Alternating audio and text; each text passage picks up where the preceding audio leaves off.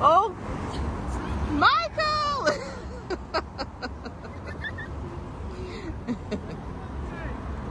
Hello, everybody. I'm Az. Welcome back to the channel. Today, I've got a really interesting guest, a guy I'm really excited to speak to. He's a huge Michael Jackson fan. He's a Prince fan. He's also an actor, and he's met loads of celebrities over the years as well. So I'm really excited to have him on the show. Delighted that he's reached out and wanted to come on and speak to me because he's got a really interesting story to tell. So let's say hello to Mike. Mike, how are you, my friend? Welcome to the show. Hello, everybody. Az, thank you for having me on here. I have been watching your channel very carefully. And I have to say, thank you to Az for having me on here, but also, what a moment, everybody, we are living in right now. Mike, what a moment indeed. What an absolute moment it is right now. And I'm going to be honest with you, Az, my biggest fear, and this is all positive because we're in this positive moment right now, especially with the way the world is. But I'm going to say this once again, Michael Jackson brings people together. Absolutely. I mean, can you remember the last time it was like this? I mean, obviously in 2009, we were all getting ready to go and see Michael at the O2 in London. And I was supposed, that was going to be my first time seeing Michael. It really was. It was. And the juxtaposition of all of this story is, the irony is, me not seeing Michael live, it's one of those where it almost became one of those things where I thought, right, well, this is never going to happen. What I do have to do, I have to get my daughter to meet his family. And we did. Wow. Okay. You know, so sorry, you go ahead, Mike. You go ahead. I was going to say, it's quite emotional right now because I never ever thought we would get to this point, to be honest, Az. I mean, there was 2009. We were all anticipating Michael to come back just one more time. And I'll tell you this, and honestly, it's still eerie to this day, but I'll save that for in a minute because I'm going off on a tangent a bit. What a moment. As the fans watching this right now, what a moment we're in right now, because I never ever thought this moment was going to happen. But the saddest thing is, I really wish Michael was here to see this right now, because everybody is loving him again. That's kind of the not the tragedy of it, I suppose, but the sort of irony. But there's a beautiful irony about it, I suppose. I'm sure Michael is here with us in spirit. I don't know. And the beautiful irony, Az, is nobody listened to the critics. And I'm going to say this, nothing can stop Michael Jackson. No critic, no accusation, because there's certainly people trying to get their way again. As you said, and you might as well have put a bet on a few months ago, mate. You said the second this film comes out, there will be people attempting to stir it up. And again, they've attempted, but they failed. They failed massively, spectacularly, I would say. And it was such an orchestrated attempt as well to take down this movie, and just to want it to, you know, completely die. But it's had the opposite. It's done the opposite thing, and it's made $500 million come this weekend. And how long has it been out? Is it 2 weeks? We're 2 weeks. We're on our third weekend, and we're 2 weeks. And right. I think this weekend now, it's already set to beat domestically in America. It's already set to beat the record that Bohemian Rhapsody had a few, 5-6 years ago when that came out. And I think that made up to, was it not $800-900 million? That's what that made. On its final run. Now. But what about this, Mike? Is this $1 billion movie? It seems to sort of be absolutely with complete ease. This is $1 billion. It's not even opened yet in China. I thought all the release was going to be at the same time, but I have to give this, and I am going to say thanks to Jafar Jackson, because if they didn't have him, we wouldn't be getting any of this. It was incredible. It was incredible. And I mean, it seemed almost destined, because really, when you've seen people play Michael Jackson over the years, it's so easy for it to come off as a sort of a cheap imitation, like a And a caricature of parody. and a Yeah. parody. But And he's approached Michael deserved to have his story told the way it's been told. And again, it was unprecedented. There was never a Michael Jackson film ever made in Hollywood to this caliber. And he was the only one. Everybody else had their biopics done. But the most important person in music history, entertainment history, had never had his story told. But thank God we're getting it. And I have to just say, you've seen it for the 5th time. I've seen it for the 8th time. It's an unprecedented moment for me, you, and every fan, and every new fan of Michael Jackson, because not only does this film introduce you to Michael, it makes people understand why he was the way he was, and why there will never, ever be anybody like him again. There just simply won't be. Absolutely. And I mean, I suppose there are a little bit of criticisms, even from fans, that it doesn't obviously sort of show everything through that period of his life. We've got part 2 coming, everybody. So just hold your horses. Hold your horses. And I mean, and people are forgetting, as most of the other film has been shot already. I know. You know, it's sort of like everything has sort of fallen into place beautifully with this whole sort of project, because really initially, I suppose, things started going wrong with, like, obviously certain things couldn't be included and things had to be cut for the legal clause. But it seems But that do you believe all of that? Do you believe all of that? Do I believe that it was cut for the legal clause? I don't know. I mean, obviously, it's the only thing I've heard. What do you think? Do you think there was something else behind that? Do you think it was a sort of a strategic move on the company's I behalf? think between me and you and everybody listening, and I want to say hello to all your listeners, as this guy has a great channel. We've got many. If you ever want me to come back on here again after today, as I will gladly come back on here. There is plenty to unpack today. This is the first of many discussions, I'm sure, Mike. I'm really excited that you're here today. Thank you for having me on here. But I want to say this. I think the estate knew exactly what they were doing. They were never going to do one film. You can't do one film on Michael Jackson. It's absolutely impossible to unpack that man's life in one film. However, what they did do, and everyone's familiar with Lord of the Rings. Oh, yes. Avatar movies. There's somewhere. Well, there's a thing in movies where, especially nowadays, because of the current climate, they will shoot as much as they can. They will shoot as much as they can. And if there's a success and they put out one part, the other part is ready to put out as well. And I believe with this, and everybody's probably seen all the leaks that have come out after the release of the film. You've seen Jafar in the Dangerous Era. And I tell you what really threw me, what was more interesting, the Man in the Mirror performance that's leaked online. There is a history poster. If you go online, everybody, and look, there's somebody holding up a history poster in the crowd. But I believe you saw Michael on the history tour out, as he never performed Man in the Mirror. No.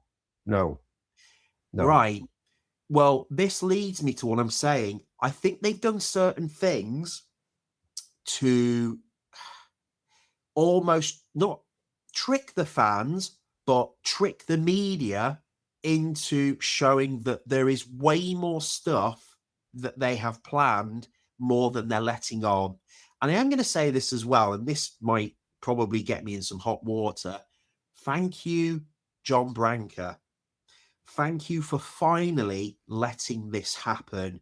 We have eagerly, since 2009, been waiting. We've been waiting for something new to come out. And finally, it's happened. I think there's many, many more, maybe 2 films coming after this. I mean, for me as well with Branca, I think this is a point where, and I have mentioned in a previous video with Russ, another lad that I spoke Yeah. to, that Shout I out to like. Russ. Really, really Shout good out to guy. Ross. Ross is a lovely guy.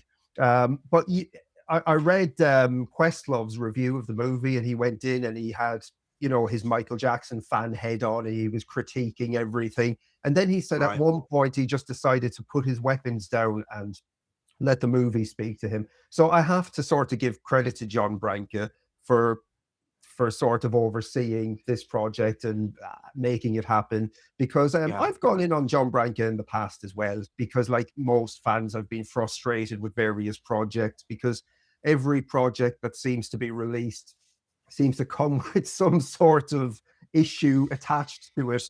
But I think this is a beautiful moment, and I take my hat off to John Branca, and I say fair play to him. And you know what? John Branca as well was instrumental in Michael in the 80s, buying the ATV He catalog. And was. he was. He was. I So think a lot that's, of people have it in for Branca, but I do think without him, none of this would have happened. I think you're right, and I think that's one of maybe my issues with the fan base, is that if they've got their mind made up on something or someone, then they sort of run with that until the end of time. And at some point, you have to be sort of fair to somebody. And I think with Branca, I mean, he's overseen this project, and what it's done now. What it's done now as well, and Michael Jackson, as we speak, is #1 in the UK now in the albums charts with the Essential Michael Jackson. So if people are sort of even people are saying, not everybody, but a few fans are saying this isn't the real Michael Jackson, it's just a guy playing Michael Jackson, we want the real guy. So this is opening the door now, and there's younger generations coming through listening to Michael. He's back in the charts. I spoke to another friend of mine about a week ago, and I told him for the first time in must be 20 years, I heard Remember the Time, and They Don't Care About Us on the radio. I don't think I've ever heard those in the past 20 years on the radio while I was in the car. So it's brought about a sea change, and it's a beautiful time to be a fan. Coming out of the theater last night as well, there was just this overwhelming feeling of sort of joy and positivity, and there was no awkwardness, there was no hiding it, there was no uncertainness. It was just really beautiful, and it's brought about another big Michael Jackson moment. And John Branca played a huge part in that, whatever fans think. So hats off. What were your favorite bits of the film? Well, I've seen the movie now 5 times, and I thought I was doing something quite extraordinary seeing it 5 times. I know there's another fan who's seen it something like 17 times, but you've seen it 8 times. Yes. But I love the scene with Michael in the hospital after the Pepsi advert. There are moments. So there's that moment, right? I love the moment. I don't know why I like all the hospital moments, but there's the moment as well when Michael goes to the hospital and he sits down and he speaks to that sick kid and he asks him about his pet dog. And I swear to God, Jafar does this. The kid is telling Michael about his pet dog, and Jafar does this mannerism. He kind of goes, and he says, "Oh, I like it." But I forgot. I thought it was Michael Jackson. I thought it was Michael Jackson. Well, that is perfect you've said that, because the second he came on the screen and he's looking out the window, chills. And Mike, chills. It's the trickery, because you double take, you go, that's an actor, but is that Michael Jackson? And then he says, pure escapism, Quincy. And you're like, they've literally brought him back from the dead. This is so strange. And I love the transition from the Jackson 5 at the fairgrounds to Michael looking out the window and the Ferris wheel. So you have metaphorically Michael looking back on his childhood. You have an allusion to Neverland maybe with the Ferris wheel. And and then I like the shot where you see the back of his head and it's framed beautifully by the graphic of 1970. I And think I it's just 1978 or something. Yeah. 1978, but it frames Michael's afro beautifully, and it's Yes. Yes, it does. no, it's just so well done. Yeah, it's beautiful. It's absolutely beautiful. I did cry though a few times. Did you cry? I cried yesterday. There was a few tears escaped me. The last two times I cried with, I had no control over the tears. I wasn't able to Mm, sort of motion that there was something they literally just fell off my face. yeah. So it's hitting me. And I don't know about you, Mike, but the last, like, every time I see the movie, I'm crying at different points. So it seems to be Yeah. hitting me along the way at various different scenes. What's been your sort of emotional response to Yeah. it? What's been your I emotional think response to it? even the smallest moments, like you've said, like the Mm, small, you've obviously got the big moments where the performance of Bab and obviously human nature, but the mm. smallest moments where Jafar is talking to Louis the Llama, Oh, I meeting know, it's Bubbles for the beautiful. first time. And obviously, what there was a scene in it that broke my heart, where he wants to play Twister with his brothers. Oh, so I was speaking to my wife about that yesterday, and she said that she had read that they had found that Michael had written about that incident, and that's why it was included in the movie. So that Wow. did now, according to my wife, that did actually happen, that he felt a little bit Right. sort of hurt by that. Um, It's a tragic. I met his brothers and no, they were very, very sweet. I've obviously sent as the clip. He will probably put this up. He will I will put some include other that things clip up as well. right about here. Absolutely. And it was just incredible. My cousin instructing Jackie Jackson, everybody where to go. And I'm like, what are you doing? What are you doing? But we were in complete awe. And they were so nice. They were so genuine, and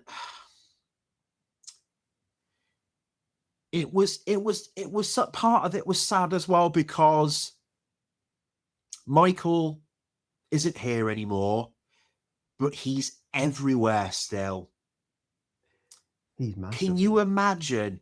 I mean, we all have brothers, we all have sisters, we all have family members, but can you imagine if you saw your sibling on every single picture, on every single magazine, and was on the radio and being talked about still to this day? I It know. must be the strangest, saddest thing because I would I imagine don't it know can how be you would very, deal with that. And looking very at that serious. film as well, God knows how Michael dealt with everything, honestly. And he lived 50 years of that. It was, I mean, unbelievable. Have you listened to the latest, the MJ Cast podcast, the round table about the biopic? Okay, I think it was, yeah. So I listened to that a few days ago. I listened to that to and from work in the car, and Michael Jackson, when he won the Grammys for Thriller and the E.T. storybook, Yeah. um, that was literally a month to the day since he'd had the Pepsi accident. So when you're seeing Michael in the Right. Grammys accepting the awards, he must be in tremendous pain still at Yeah. that time. So just to touch on what you said about sort of like the stuff that he must have went through in his personal life. Even Mm. speaking to Russ a few weeks ago, I said I remember growing up, seeing photos of Michael Jackson coming out of the ambulance in the stretcher with the white glove after the Yeah. Pepsi accident, and me thinking, "Oh my God, he's still wearing the glove."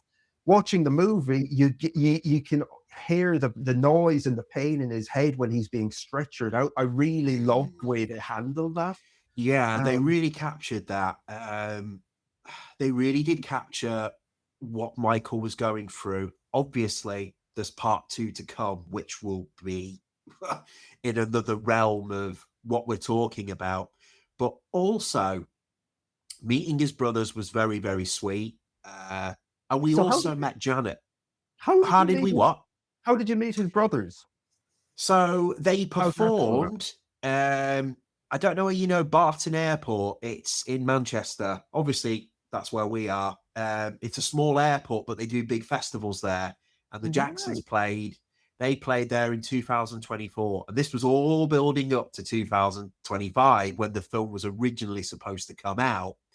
So I said to my daughter, the plan is, because when my daughter was 3, you know, just like me, she heard Michael, fell in love with him, and she said, I really want to see him live. And I said, well, you can't, sweetheart, because he's not here. I said, however, what we will do, we will meet his brothers and we'll meet Janet. That's the closest we can get to Michael, right?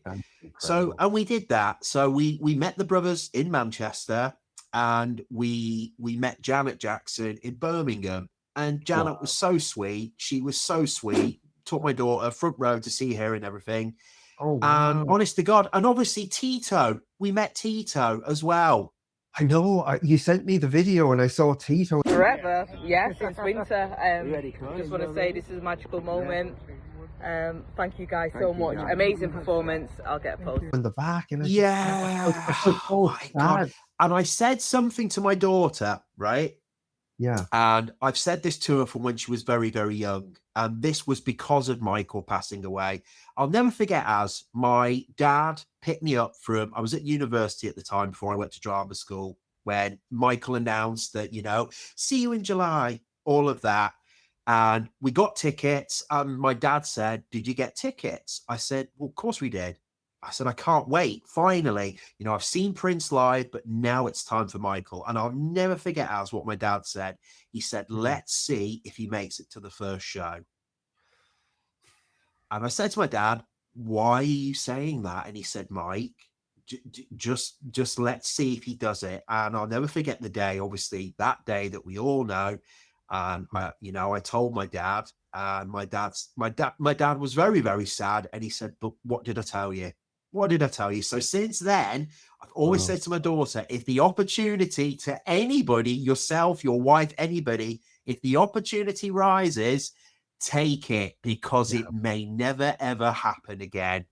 I know. So Tito obviously passed away, and obviously we met Janet, and me being me, obviously we go through, we meet Janet. My daughter jumps into her arms, they chat, all of that. And I'm there like the bloody butler. Introduce myself. We have a picture. And I got Janet by the hand and I said, Janet, I just have to tell you, you know, we were with your brothers a few months ago. And I need you to know how much your family's changed my life and everybody else's life. You, Michael, Tito, all the other brothers, but I just have to say thank you, because my life would be completely different without your family. That is really wonderful, because I think for a lot of people, they meet somebody like Janet, they just sort of freeze and kind of, oh, hi, and nice to meet you. And they don't really know. But the fact that you said something sort of quite personal. Yeah, I mean, I have to say this to you, as Michael Jackson is probably been, since I've been born, he has, and I don't know, you listen to plenty of the bands, but Michael has always been in my life forever. Yeah, I mean, for me, it was when I was about 7, and when I discovered Bad. You might have seen that video when I heard Bad.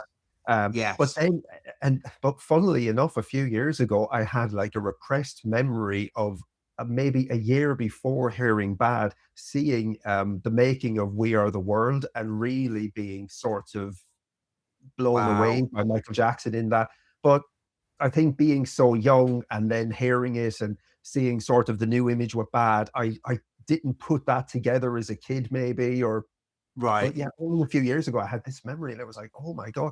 The other thing about that, though, is I don't know if that happened within a few weeks or within a year or two of one another, because, you know, when you're a kid, time is sort of longer. Time feels more, you know, it does, visceral and stretched out in front of you. But I mean, school holidays felt longer. Oh, weren't they amazing? Weren't they amazing?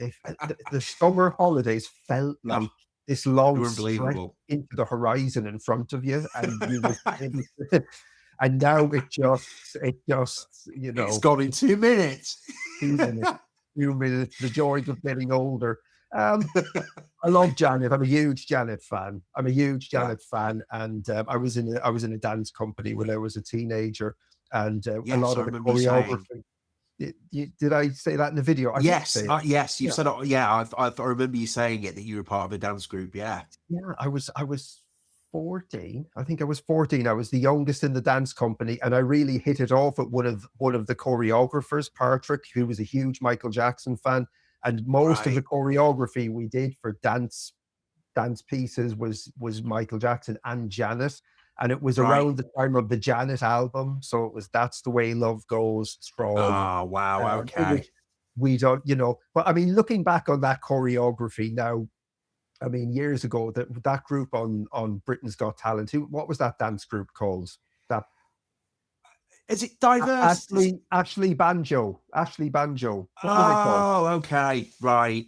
The dance, and they they brought sort of a new modern take on it. Right. Modern take on choreography. And I thought, my God, how far dancers come to when I was dancing in the dance group in the 90s.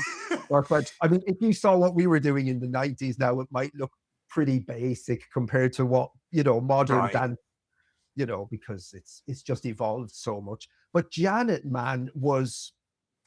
for me, favorite Janet albums: Control, Rhythm Nation, 1814, the Janet album. Loved the Velvet Rope as well. And I really like All For You as well. I think there's an incredible run of albums there, and music videos as well, her live performances. And what I loved about Janet as well is that Janet, if you were a big Michael fan, because Michael would have a break. Mike, what did he say in the movie? He didn't want to be like Halley's Comet. He understood the psychology of not being seen all the time. Yeah, so Janet then was able to sort of fill those gaps when Michael was quiet. So Janet was, for a lot of fans, I think Janet's kind of important in that way. She is, and everybody has to remember, Janet made it on her own. And this is why she isn't in the film. She deserves her own story. Can you imagine being in a family where your brother is the biggest entertainer in the world, but of all time? People don't give Janet enough credit. And I told her this. When I was with her. And I'm so she was happy so sweet. I did, mate, because credit has to go where it's due. No, obviously, because, it's a big moment, my daughter meeting Janet Jackson, but I had to tell her, I admire you because you made it on your own. You didn't need anybody to help you to get there. All the obstacles were against you, but you made it there. And it says a lot about Janet herself as a person. It really and she was incredible.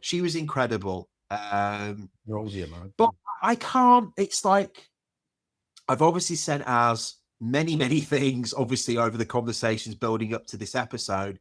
I mean, there are so many people with fame, fortune, and I think the biggest walkaway was from this film. My daughter said to me in the car, Dad, it only seems like animals were his friends. I was like, how is my 7-year-old saying this? Yeah, that's deep. That's deep. And this is the thing, isn't it? There's such a simplicity about kids that they can sort of see things without all of the preconceptions and politics and baggage. And they see things on a very sort of human, straight, basic level. She did. And she also said, was Michael comfortable? Was he happy? Wow. It's I don't have kids. I've got 2 cats, so they don't speak English. Well, they are your kids. These kind of interactions. But I mean, the fact that the daughter sort of is saying things that are sort of, resonating with you in your head. I think the biggest takeaway from this, though, is my daughter saw the MJ musical and she saw how Joe was. And I'll never forget when did you see the musical? I didn't get to see it, and it's left London now. And I wasted too much time Mike being in two As minds about it. And oh my God. The I takeaway know. from that, they absolutely captured. And the thing is, if they never did this film, thank God we got to see the musical, because the musical was unbelievable. And I Yes. kept saying to my daughter, I won't say too much because the musical, you have to go and see it to enjoy it. But at the same time, at the end of the musical, he shoots up from the toaster, he's spinning round. There's a whole big view of this huge crowd from the Dangerous era, and then the show finishes. And I kept thinking that is either going to be the opening or the closing of the film. Right. Wow. And does it tie in with the movie? Okay, so it ends. What does it end in the Dangerous tour? Does it end? So the musical is quite unbelievable because it starts on the Dangerous tour. He's on the Dangerous tour, just about to embark on it, and MTV are there to shoot the Michael Jackson special, the Dangerous era, and all of that. And in that window of time, it's going back to flashbacks of when he was a child, how his dad was, leading all the way up to the very first performance of the Dangerous tour. Right. And honestly, it got me so hyped because I thought I know exactly how the film is going to either start or end. And the biggest takeaway from it was my daughter seeing how Joe was with him. And my daughter said, "Why is his daddy being like that with him, Dad?" And honest to God, Yeah, that's how do you even begin to explain that to your young daughter? It's unbelievable. It's unbelievable, isn't it? what's the biggest takeaway in life, everybody? Try and be kind. Kindness doesn't cost anything. Manners don't cost anything. And if you can be kind to people, because you never ever know what people are going through. Absolutely. Absolutely. So your daughter saw the play and then she saw the movie. So how many times has your Yes. daughter seen the movie now? 3. She's seen it. Wow. She's seen it twice in IMAX and she's seen it in 4DX. And it's straight away I messaged you and I said, you have to go and see it in 4DX. And you did. You went all the way to Didsbury, no messing around. And are you happy you saw it in 4DX? I am happy I saw it in 4DX. I still probably feel that the ideal way to see it, the optimal way for me to see it was on the IMAX screen. Right. But I am delighted I saw it in 4DX because it was my third time going with my wife, and we wanted to sort of have a different experience every time. So how mad was it with the snow? How mad was it with the snow?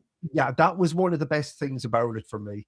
And actually, one of the best things about it was they didn't overdo it. And I thought that they would sort of make it like a fairground ride, and that the but it was subtle. I liked that. Yeah. It was subtle. And having spoken to Russ in America, who went to see it on Screen X, where the chairs. Yeah, I remember he mentioned that, and I haven't done that. That's like one screen and then 2 screens on the other side, isn't it?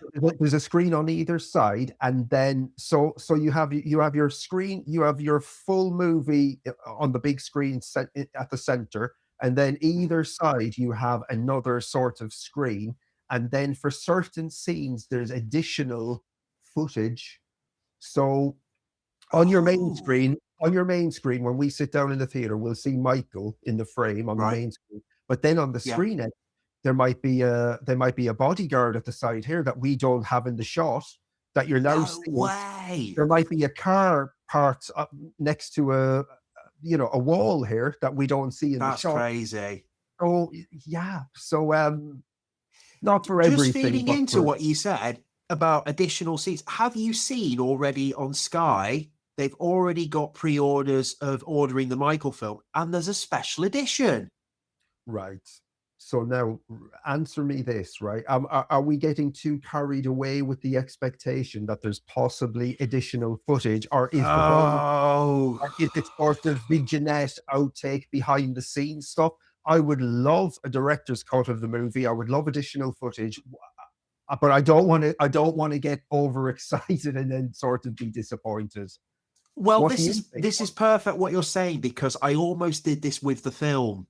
My expectation, I have to say this to all the fans and obviously ours here, Yeah. I had to be careful because my expectation was so bloody high going into this film.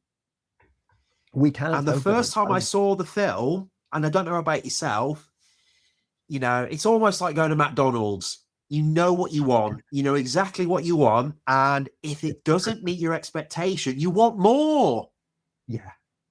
Yeah, you're And right. it's, you know, everybody knows everything about Michael, his life, his look, everything. And I watched it and I really enjoyed it. But then it was the second time watching it, I could enjoy it. I wasn't picking at it. I wasn't looking right. Well, have they done this? Have they done that? Have they put this in? Where's Smooth Criminal? Because that was on my mind. Where's Smooth Criminal? How's Smooth Criminal not here?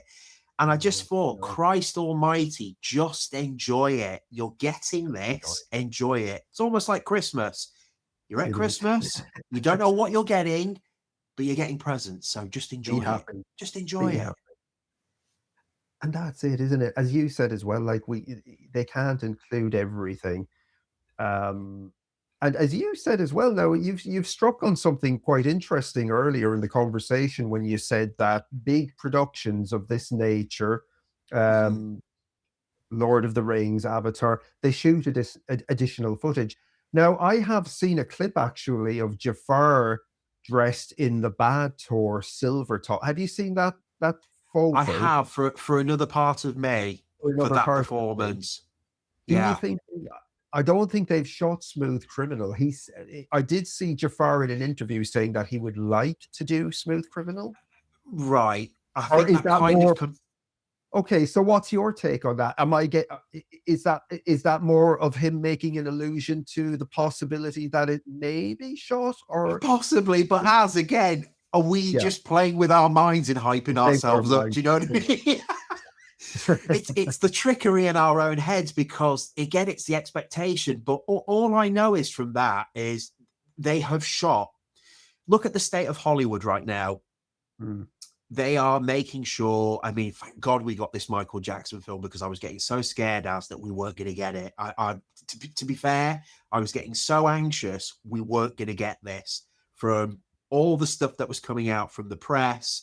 This is going wrong. That's going wrong. They're cutting this. They're cutting that. And I thought, oh my God, please just give us this film, because we are not going to be satisfied. We got it. But at the same time, Hollywood is really having to rethink what they're doing in terms of getting films out there. Plus, it's a business. They have shot so much footage already. And I haven't mentioned, we met Kat Graham as well. Kat Graham? Refresh my memory. Who played Diana Ross. Oh, yeah. Okay. So you met Kat Graham. When did you meet Kat Graham? So again, the anticipation when we with her, we had to be so careful what we asked her, and she was great. I won't say what she said to my daughter. It was very, very cool. I'm throwing it away here. We started singing the song from The Wiz.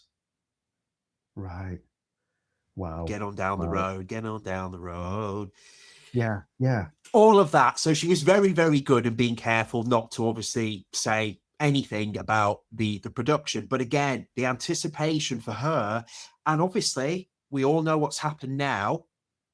Are we going to get her in the second film? Well, that's I hope there's some hope there, as because they did show in the film the book of The Wiz, The Wizard of Oz.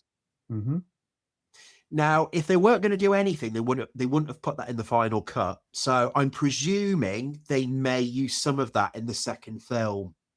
Right. So what do you think happened there? So do you think they're possibly holding off on this? You don't think it's a personal dispute between Kat and the studio, or? I have no idea. I mean, I think they were so hell-bent on making sure this film celebrated Michael, rightfully so. And again, as the timeline, there was no allegation. So I don't know what the critics were talking about. Do you know what I mean? There was nothing at that time that was going on. So technically, They didn't do anything wrong. They didn't do anything out of context, right? However, they have, from the state of Hollywood, they have shot so much footage just in case the opportunity doesn't arise again. They have shot everything already at Neverland. They have. That was the biggest thing that got me hyped for this film, whereas you saw footage of the recreation of Neverland. Absolutely. And So even all of that has been done. All of that has been done. This will all be in the second film. So do you think they will figure out a way to address the allegations and to include that in the movie? I've been reading a lot of fan conversations online, and a lot of fans are now sort of leaning to the idea or the possibility that, or the question, does it even need to address the allegations? Can we just have another movie that's celebratory? But then I guess the obvious question to that then is there even point in having a second movie if it doesn't include the allegations? Where does that, how does that sit with you, Mike? Do we need to see the allegations? I mean, personally, I think we would probably have to. And initially, I wanted everything addressed. I wanted them to sort of put Michael's side of the story out there. Where are you with that? I honestly think they are being very, very careful because there are still people trying to ruin Michael's legacy. There are still people out there that are still trying to cause a lot of problems. And people have to remember this. Michael was acquitted. Michael was acquitted, everybody. Everybody's loving him now, but before this film, still people had on their minds that he was guilty. And let's not mess around. A lot of people still thought Michael was guilty. 100%. And the man was acquitted by law, by law. And a lot of the people that were under oath, who obviously what's going on now, said he didn't do anything. So what are we messing around at? What are we messing around at? And on top of Michael being acquitted, there was the FBI investigation for 10 years. Yeah. Where they found absolutely nothing. Yeah. Nothing. So I don't understand what more people need to obviously have right in front of their faces to understand the context of what's the truth. Whether people care about the truth, fair enough. But the truth always wins. And with this film, it's an absolute winner. It celebrates Michael, and there is more to come. And that's it. And I don't want to go down a road of negativity, but I have to tell you this. I don't know if you were aware that Dan Reed brought his son to see the movie. Why? So Why? Dan Reed, I think his son 7 or his son is quite young. And somebody put a sound bite of Dan Reed doing an interview about it, and the journalist says something along the lines of, so you've been to see the Michael movie, what's your opinion? And so he basically says, well, it's a wonderful jukebox movie for Michael Jackson fans. And then they cut the audio there. So I in a sort of a jokey way, I said, imagine if like the estate used his quote, like, Dan Reed, Michael Jackson biopic is a wonderful jukebox movie. Oh my God. It's going to be on the steel box set at the back. Yeah, those old things from Dan Reed. But I mean, it's just extraordinary. So this man who believes Michael is this particular breed of monster brings his 7-year-old son along to watch the movie. And we've got that soundbite from him. Wonderful movie jukebox movie for fans of Michael Jackson. Unbelievable. Unbelievable. Yeah, but we live in a strange reality, don't we? We're living in a very strange time in the world, but thank God we got this film, because it's made you happy, it's made me happy, it's made my daughter happy, it's made your missus happy, it's made my family happy, your family.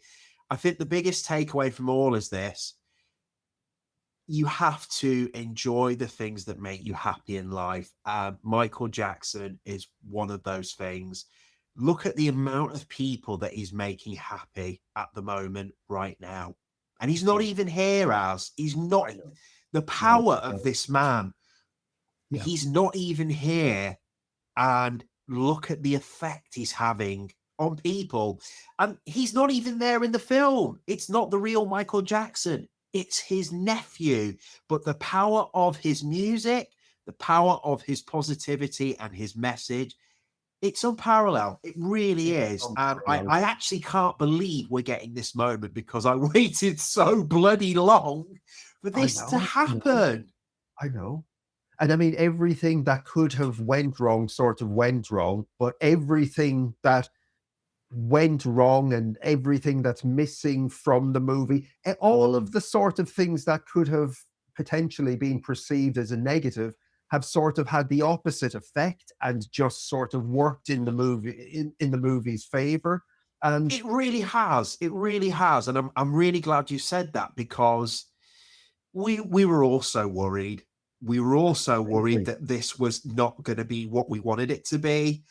Then you had the critics trying to absolutely lampoon it and whatever. And the power of positivity, people, it really has.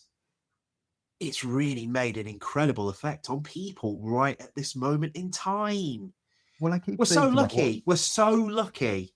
We are so lucky. I keep saying to my wife that because what I would have previously perceived as a negative against the movie, the fact that it's missing sort of bits of context and it's cut quite, so you go from the Jackson 5 then to Off the Wall, but because its pacing is so quick, it's 2 hours 7 minutes. But I keep saying to my wife, I only feel like I'm in there an hour, because it's it's moving so fast. Moving so fast, but then you're left wanting more. But that's not necessarily a bad thing. That's not necessarily a bad thing, But that is the magic of Michael Jackson. You obviously saw the man live, and again, they left you with wanting more. And I think it's been an incredible trick that the filmmakers, Graham King, everybody has done, because this is going to want people to go and see the next one. And people are leaving the movie theater. They're not yawning. They're leaving elated and full of energy and full of happiness, because they're left wanting and they want to go back and see it again. And they want to go back and see it again. So, and it works on all of these different sorts of tiers of people's ages and different levels, because it's almost simplistic in its approach. It's very easy to watch it. And you go to the movie theater and there's 7-year-olds and 80-year-olds, and there's all, the demographic is across the board. It's young and old and all in between, and everybody's really enjoying it. I can almost try and compare it to the story of Rocky. It's almost like this Michael Jackson story it's our Rocky story of Michael Jackson. It's the beginning, it celebrates, and it really shows the impact of overcoming the odds and rising to the top. And that's what people want to see, especially at this moment in time. People want to see that in the world. And I think this is why this film has brought in, as you said, so many different people, from ages to young, middle-aged to old people, because that's what people need right now in the world. People need to believe in good. People need to believe in positivity, and they need to believe that there is a future in the world. Absolutely. And I mean, the crossover appeal to Michael as well is extraordinarily unique, because you've got older people who were around in the 70s and would have remembered the Jackson 5, and then you've got the likes of us in the 80s and 90s. Yeah. And then he's after having this really resonating connection with Gen Z now as well, the younger generation. They're seeming to be able to tap into something that they recognize maybe within their self, because Michael was very sort of sensitive and soft, and there's the phrase snowflakes, younger generation. But maybe there's just so many different levels of appeal, and to be able to sort of identify with, and it just works on so many different levels. And I think they're Yeah. quite lucky. It's quite unique in that sense. It's quite unique. And How old I were think you when you saw him? when I saw Michael, it was in 1997. So Was I it would Dublin? in Dublin on the history tour. So I would have been probably 16 going on 17, or just turned 17. I would have been Right. 17 when I And, saw him on the history and I tour. have to ask it. I have to ask it. When you were going into that, Mhm. you know, obviously you saw Michael, you saw Prince as well. I saw Prince. My daughter didn't see Michael, didn't see Prince. However, I took her to see Beyonce last year, which is considered, I Wow. don't want to compare people at all, but it's the people of now. It's the Of people of now, course, right? of Who are the course. biggest, obviously Taylor Swift and all of that. But I have to ask you, Mm. what was going through your mind just before he was coming out on stage? That was one of the resounding memories, was the anticipation of waiting for him to come on, the excitement. Um, and this is something that I don't think I've ever experienced as well, that I said to my wife. But before Michael came on stage, so I was in the arena probably for a couple of hours, but Right? at a certain point, you just felt that Michael Jackson was in the building, was in the arena. Now, I can't sort of Wow. explain that, but it was a feeling that there was something in the atmosphere that seemed to change in the audience. Wow. It was like you knew he had arrived backstage. Nobody came on and said Michael Jackson has now arrived in the building. But but there's something in the something changed in the air, Yeah. and it was bizarre, and it was incredibly exciting. And then when he came on, now the intro to the history tour wasn't the sort of instant boom excitement of the Dangerous tour, which is the greatest entrance of all time. But what he did do with that rocket intro was he he kept building the tension. So when the rocket came on, right, it came on pretty slow, but Right. it was exciting. And then the door opened, and then he stood. So he kept building the anticipation for the Right. reveal, for seeing. And Wow. when he turned his back and took the mask, and then when he turned and you saw his face, it was, oh my god, that was it. That was unbelievable. And I wasn't my wife. I keep saying to people when I sort of remember that, was so like there was a good 15, 20 minutes at the beginning of the show. Then you're sort of just coming to terms with sort of seeing him on the stage, because I didn't know if he really existed. Like, obviously, I Wow. did know he existed, but because he was But such a was he really real? Was he really a real person? But that was the thing. I mean, there was another point. I think it was during Scream, and he done this move, and he didn't look real. Like he looked like, I don't want to say an alien, but he just he was able to sort of play this illusion as well. He was his own greatest special effect, really. But I can't That's really really. interesting. You said illusion, illusion. This man played into illusion He knew all how the to. time. Yeah. And he was able to do these subtle little things throughout the show as well, where he didn't look quite real. But I mean, obviously his stagecraft had been designed from, 30 The odd age of previous 5. years. I mean, when you really think about it, Mike, so they done the Chitlin circuit for years before they were signed to Motown. Before Motown, Yeah. they were on the Steel Town label. Records, yeah. Steel Town Records. Then they had Motown. Then when they moved, so at Motown, they worked with the corporation and all of Yeah. those incredible people. And Michael learned from people like Stevie Wonder, Smokey Robinson, Marvin Gaye. Um, then they went over to Epic, and then they worked with those two writers whose name now has just flown out of my head. Are you Um, all about Rod? Is it Rod Temperton and all of that? well, that then came with Off the Wall and all of that stuff. But who were the two writers? They worked with two really, really successful writers in Epic. And these two writers, it really kills me now that I can't remember their names. I'm trying to But think who it is. Yeah. Yeah, but those two guys gave the Jackson brothers a lot of confidence in their self-ability to be able to write and to sort of evolve as artists in their own right. Right.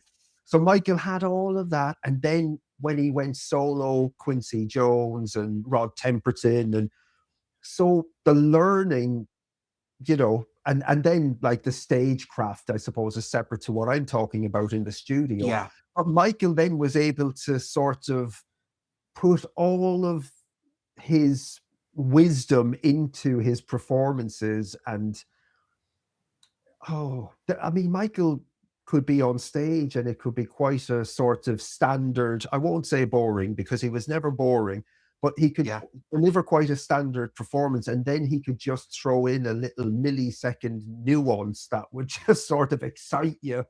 Right. And blow you away. Seeing him on the History tour, I would have loved, obviously, to see him on the Bad tour and the Dangerous tour. But the History tour, when he was hanging over my head for Earth Song, that was just unbelievable. Wow. That was unbelievable, that he was literally feet away from me and his feet are dangling in front of me. That was one of the greatest moments of my life. It was phenomenal. It was phenomenal. Wow. It was phenomenal. Wow. The Dangerous tour. I remember. So I was five years old when the Dangerous album came out. And I'll never forget when they were going to debut Black or White on TV. Oh my God. And I remember coming back from school, and I remember everybody at school, all they were talking about was Michael Jackson's new video. It was just, this was before the internet, everybody. And this is what I've told my daughter, but my daughter understands this with Michael Jackson. Yeah. Literally everybody knew who he was, and everybody knew this new video was coming out. And I'll never forget coming home 3 o'clock, watching ITV, watching BBC. And I think it was, quote me if I'm wrong, but I'm sure it was Blue Peter.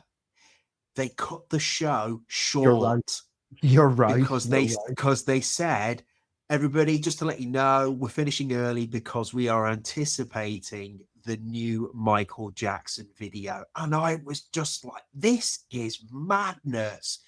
The networks are finishing early to witness this debut of a video. And I'll never forget seeing Black or White debut, and it was just something else. It was just something else. And I remember the second it finished, it was all over the news. Yeah, because if you remember the controversial dance at the end of the short, do you remember that? The panther dance and jumping on the car and smashing the windows and all of that. I remember the second it finished, boom, you turned on the news channel. All they were talking about was this Michael Jackson video and what happened at the end and this, that, there. And it was almost, I've heard Michael Jackson say this in a few, not in interviews, but when I don't think he's realized he's being recorded, when he's out and about. I think it was in Japan, he's done it a few times. The person who's filming him, and you just mentioned this when you saw him live, the person who's following him with the camera, he's there going, here, look, see, almost like a film director going, yeah, the cause and effect, follow me, but cause and effect. Go to them, go back to me, go to them, go back to me. This man knew how to play into the game of magician, just being a magician with people. He knew how to do it. He was the ultimate entertainer. He did. And I mean, he did. And I wonder, did he even sort of orchestrate a lot of what we felt was just sort of spontaneous, by accident sort of happenings or occurrences? I mean, the thing with the Panther dance, do you think he anticipated the sort of controversy? Did he want the controversy? Did it sort of help? Absolutely. And you were just about to say, I thought you were just about to say something then, and it was just on my mind. Yeah. My daughter doesn't think he's dead. Really? Wow.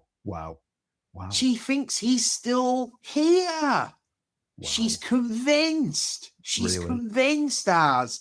And I said, what? And I've not said anything to her about that. I said, why do you think that? She said, because Dad, why is he everywhere? Yeah. It's another rabbit hole you can go down. And you know what? Like if you choose to go down that rabbit hole, you can go down that rabbit hole deep, and it can make sense. You know, you go down that rabbit hole and you can sort of, there's a lot of logic there. How are they going to handle that in the film? Oh my God. I don't know. So I really think at the moment they're having to sit down and obviously very strategic in how they present things. They've done this film now. Now what do you do? Now what are you going to show? And this is the thing, right? So this movie has broken all sorts of records. It's exceeded probably everybody's expectation. Do you think like Graham King and Anton Fuqua and Lionsgate and the estate, do you think they anticipated this type of success? Could they have foreseen this type of success? Or has it hit them to the point where they're kind of thinking, okay, so this thing has legs. It's after sort of hitting the world in a way that we didn't even imagine it could. So now we've actually got to sit down now and sort of design a second movie now and make that work. Do you think that's something they anticipated, or could they have anticipated it? I think that's a great question, what you're saying, because I think it's the timing of this film coming out with what's going on in the world. I think that has a lot to do with it, the timing. It has a lot to do with the timing of it coming out because, hey, there's a lot going on, as we know. This film has managed to garner everybody's attention. Now they've got everybody's attention. Now at the end of the film, it says his story continues. Right, now they have to deliver the goods for the next thing. Like you said, I think they knew it was going to do well, but at the same time, they have everybody's attention. Everybody, even the critics now have stopped. They have stopped dead in the water. That's good. They have, though, and they are all paying attention. I love it now. All in the newspapers. Oh, the fantastic success of this film. Hang on a minute. What were you saying earlier? But they are waiting now. They are waiting. They know the story of Michael Jackson. Now they are waiting to see what comes next. And the strange thing you've just said about seeing Michael live, it's almost parallel. It's almost parallel. There is a lot of parallels. What's next? What is next? What is next? And this was the thing with This Is It, no pun intended. That was what we were all waiting for. Well, what's next? What's next? And we've been waiting for many, many years. When you really think about it, Mike, because you've just hit on something now, but it's almost like every project there's an anticipation. So the anticipation of going to see Michael live in the O2 with This Is It, obviously that didn't work out. But then the anticipation of going to see the movie that they made, This Is It, and then the anticipation of this. The anticipation for Michael projects is sort of unmatched, unparalleled to other artists. I don't think there's another artist that I know of that has that type of sort of anticipation behind it. That You're right. Which you're absolutely right, because I mean, you go. There is no one else. Because that's sort of like what Michael managed to tap into on the History Tour. Now, he probably done that as well on the Bad Tour and on the Dangerous Tour, but it was like the build up to the live show was this sort of anticipation. That got people sort of hyped up, nervous, that sort of energy, that sort of excited. energy, and the last time we had that was This Is It. That was the last time. I've heard you on the channel say it in many, many videos as the last time was This Is It. And there was that, what you said, that dark cloud that lingers over This Is It. And we never ever thought we were going to have this anticipation that we've had for this film. We never ever thought that was ever going to happen again. Well, you know what? They've done it. They've done it. They've done it. So whether they knew this was going to happen, they've managed to do the unthinkable, which was exactly what we're talking about now. How I found your channel, why I'm speaking to you now. Do you know what I mean? You've just said it. There is nothing like Michael Jackson. I have met very, very, very famous, powerful people, Barack Obama, Will Smith, you name it. But we need to chat about those as well in a while. We need to chat about. Of course, we will get into that in a second. We'll the anticipation, as you've just said, it's making me. I can't sit still now, waiting for the next part. So, well, this is the thing, right? So what you said earlier was that this was supposed to originally come out in 2024. It didn't. It got delayed. 2025. 2025. It got delayed. Yeah. And why is that? Because did they go back? Did they go back and shoot a hell of a lot more footage? Put it this way, everybody. I remember 2025 when they pushed the date back, but then they said they were going to do an additional 22 days of filming. And where were they filming? They were filming at the house where he died. If you go on TikTok, if you go on anywhere and you type in the last 22 additional days of Michael filming, you saw all the wires from the film crew gear, everything. And they were at that house where he died. Well, what were they doing there? And that was with the reshoots. They were using that house. So they've already shot a hell of a lot of stuff, and they are not telling anybody the full story. So there's some type of framework for a sort of a master plan in the background that is now being exerted, and this movie is huge. It's exceeded all of the expectations, and now the second movie will be. And then there's the third movie.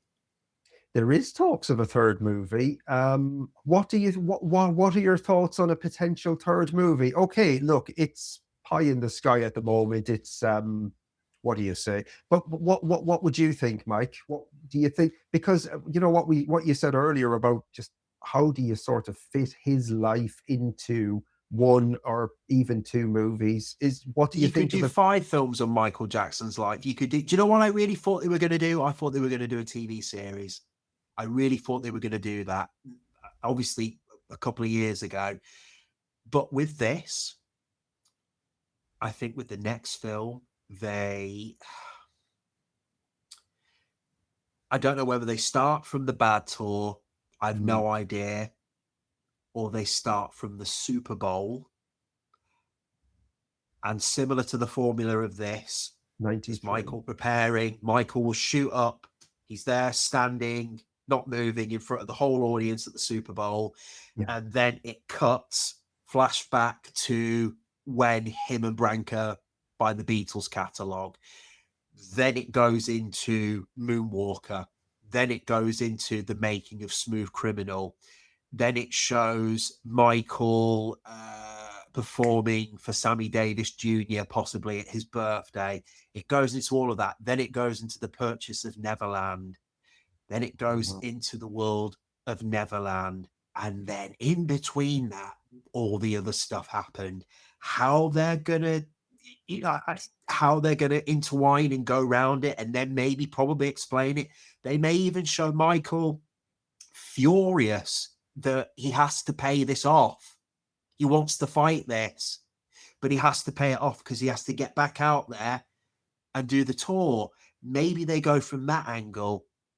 But then we go into the history, because they've already shot stuff of history, apparently, as they've already done that. So have you seen the footage in the past week or so of Michael performing on a stage that looks like a sort of I don't know if it's a mixture between the history stage and the Dangerous Tour stage, but he's wearing the white shirt. Is it more history tour? Yeah. So that performance, that was the performance where, if you see in the crowd, somebody's holding up a history poster. And I kept thinking to myself, hang on a sec, he never performed Man in the Mirror at the history tour. So maybe they're getting close up for an additional crowd shot of that person. I don't know, but I still think it's a way of getting us off their tail of really knowing what they're doing. Well, there's a great film called Batman Begins, everybody. You've probably heard of it. Just a little tiny film called Batman Begins, right? Just a little film. I like that movie. The build-up of that film, before that film was coming out, what did they do? Can everybody remember? They created a fake script called Batman Intimidation Game. And every person thought this was what was going to happen.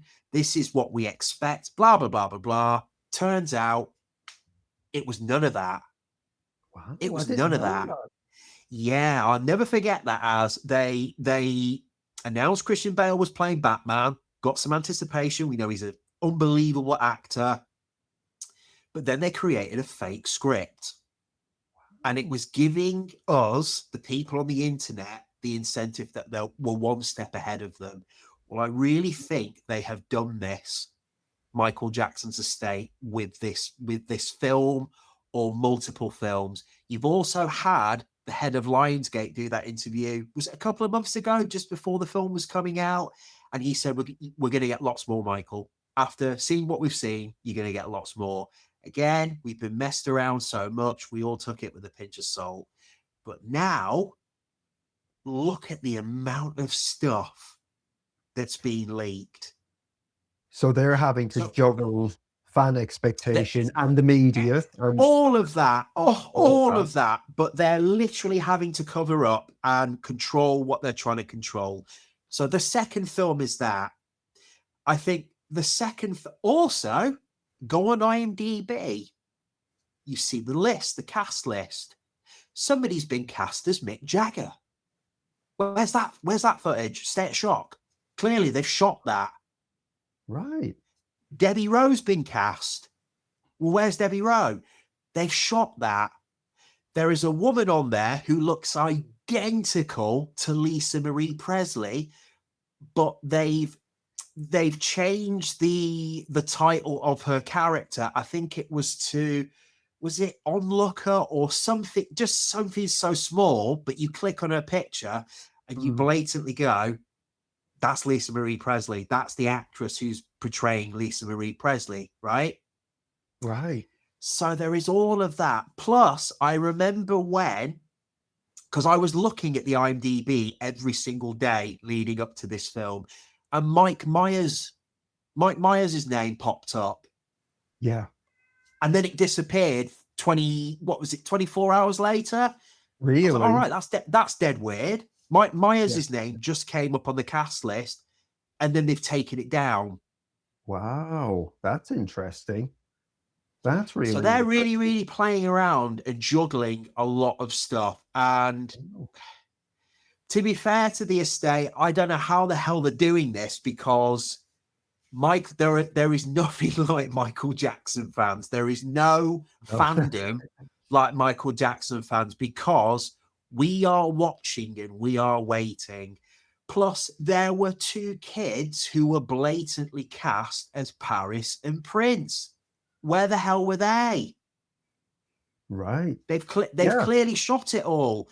The Geordie Chandler stuff, they shot it all. They cast the kid to play him. Where's that gone? So there's so much stuff that they're playing around with, and they're having to hide, and then obviously have it emerge to the internet or the public. So does that tie into the legal clause with the Geordie Chandler stuff? Are they not allowed to show that? I think very much so. I think that's all boiling down to I mean, don't quote me here, but John Branca's not stupid. He's No, not stupid. Did they always know? so did they always Did they all? know? Did they? Did they always know that they couldn't show this?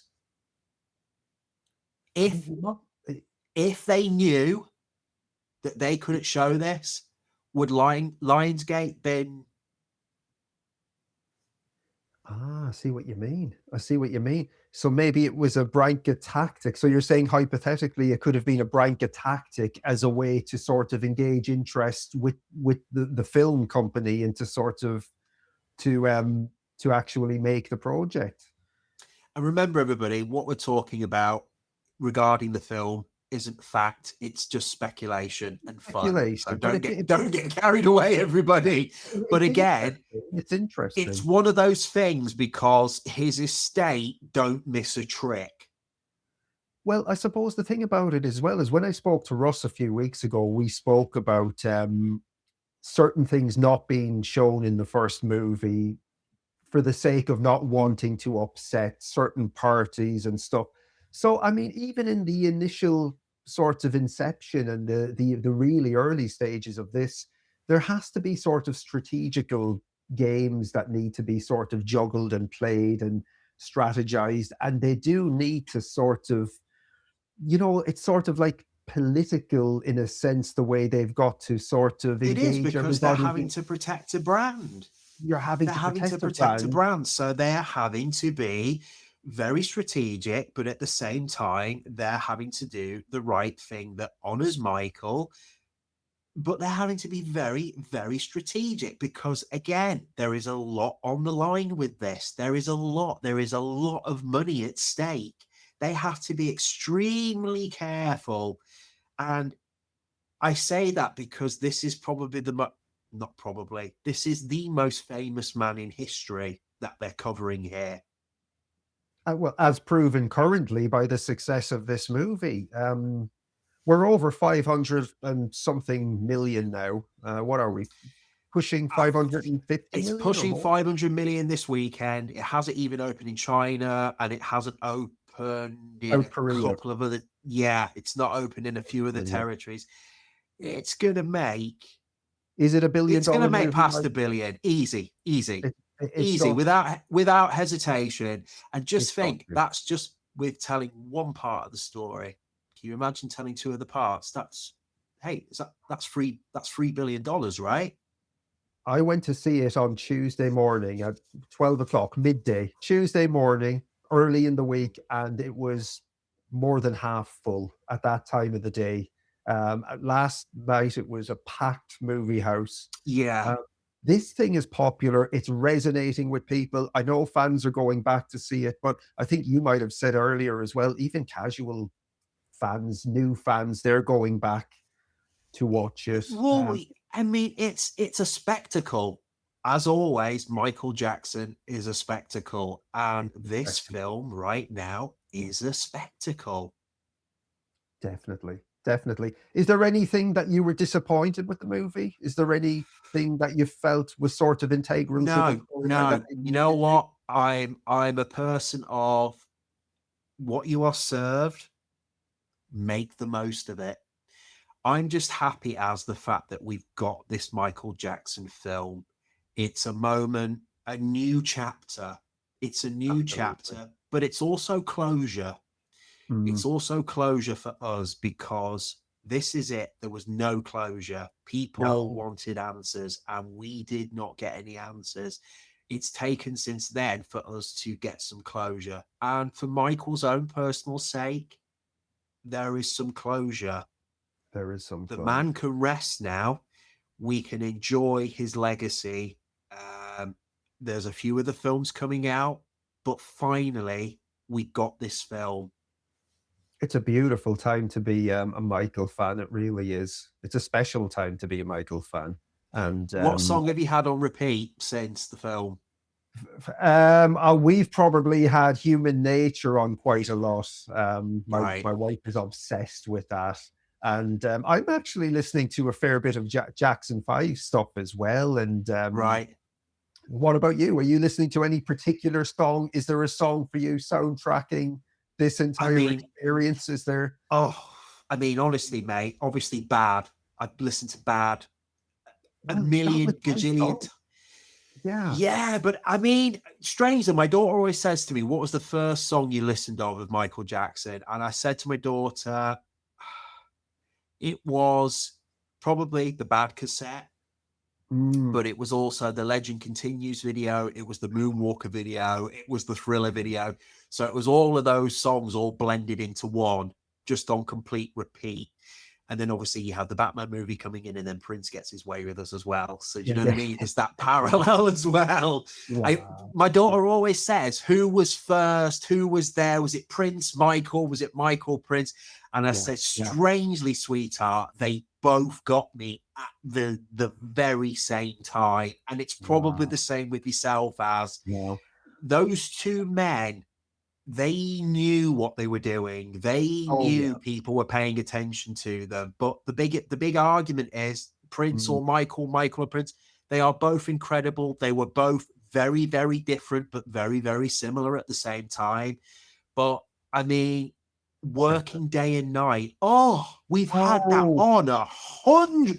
My daughter can't stop. But my daughter can't stop with that. She can't stop with it. Yeah. That's probably my favorite scene of the film. Well, where he's leaving on the victory tour. It's incredible acting from Coleman Domingo. Incredible. I watched it last night, that scene at the movies, and it really hit me last night watching that scene, how good it actually is. So initially, when that moment happened in real life, it was it Shake Your Body Down to the Ground? Yeah. But because of Randy not wanting to participate in the movie, I think so. I think I've heard that. Yeah. Well, do you know what? I think this is better because, again, it was amazing. It could have played against the movie, but I actually think, again, it almost works. It works in the movie's favor because it puts the focus primarily more on Michael. It's a Michael song. And I think it's wonderful. I watched it. And it's so symbolic. It's so symbolic with how Joe was with him, working him day and night, working him to the bone. The whole thing of him, Jafar's unbelievable. He's unbelievable. Unbelievable. The whole thing of him telling his dad from the second he's on the screen as Michael Jackson, I'm going to look him straight in the eye and tell him to his face. Yeah. And it all builds up to that very, very moment. And he looks him square in the eye and he says, I'm out. Wow. Unbelievable. That's great filmmaking. That's Antoine Fuqua being an incredible filmmaker, making such a complex story be such a great piece of cinematic experience. That's called great filmmaking. I love that you pointed that out because you've sort of verbalized something I was getting on a subliminal level, but you've put it together beautifully because, as you said, in that, is it when it goes to the off the wall era and he says, I'm going to look him in the eye, and when he's talking to Quincy Jones, and then it comes full circle in that full circle, and he's terrified. He's terrified, and this was the great thing that they caught in that film, that they captured the sense of Michael being terrified of his dad. They captured that absolutely perfectly in the film because, you know, he doesn't tell him square in the face. He tells his record executives, can you tell my dad that it's your idea for me to leave?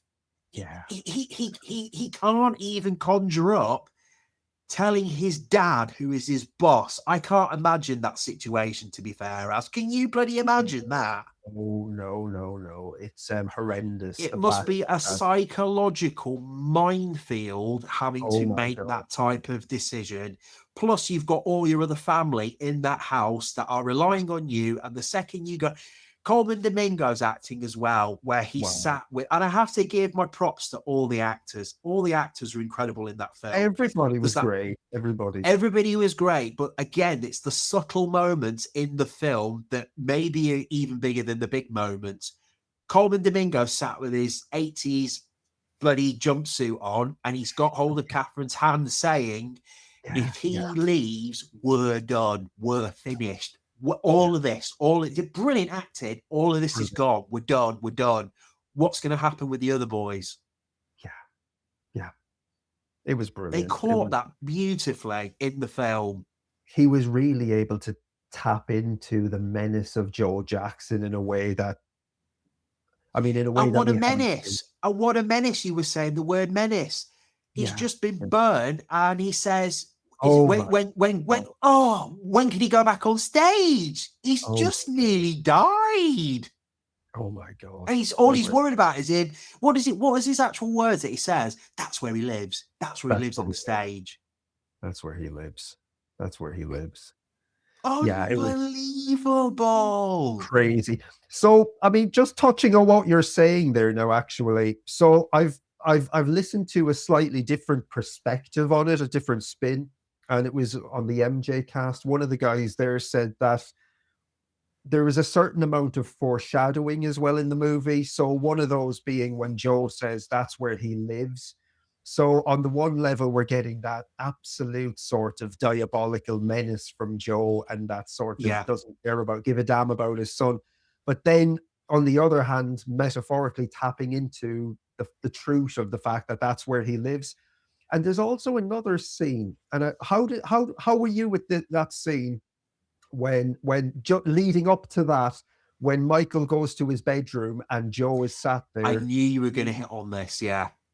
Right. So you probably know what I'm going to bring up now. But when Joe says, you know, what are you going to do? You're going to nobody understands you outside of this family. And when you go out into the real world, you'll be surrounded by people who will say yes to everything. Now, there's a certain amount of foreshadowing of what's to come in the future.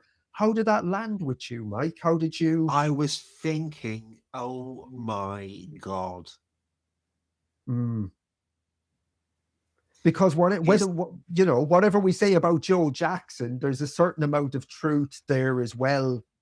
There was that particular scene. It was the truth. After his dad being an absolute demon and all of this and that with the family, and especially Michael, what he said was the truth. Whether Michael didn't want to hear it or not, it was the truth. And it was everything, like you said, that was foreseeing what was to come.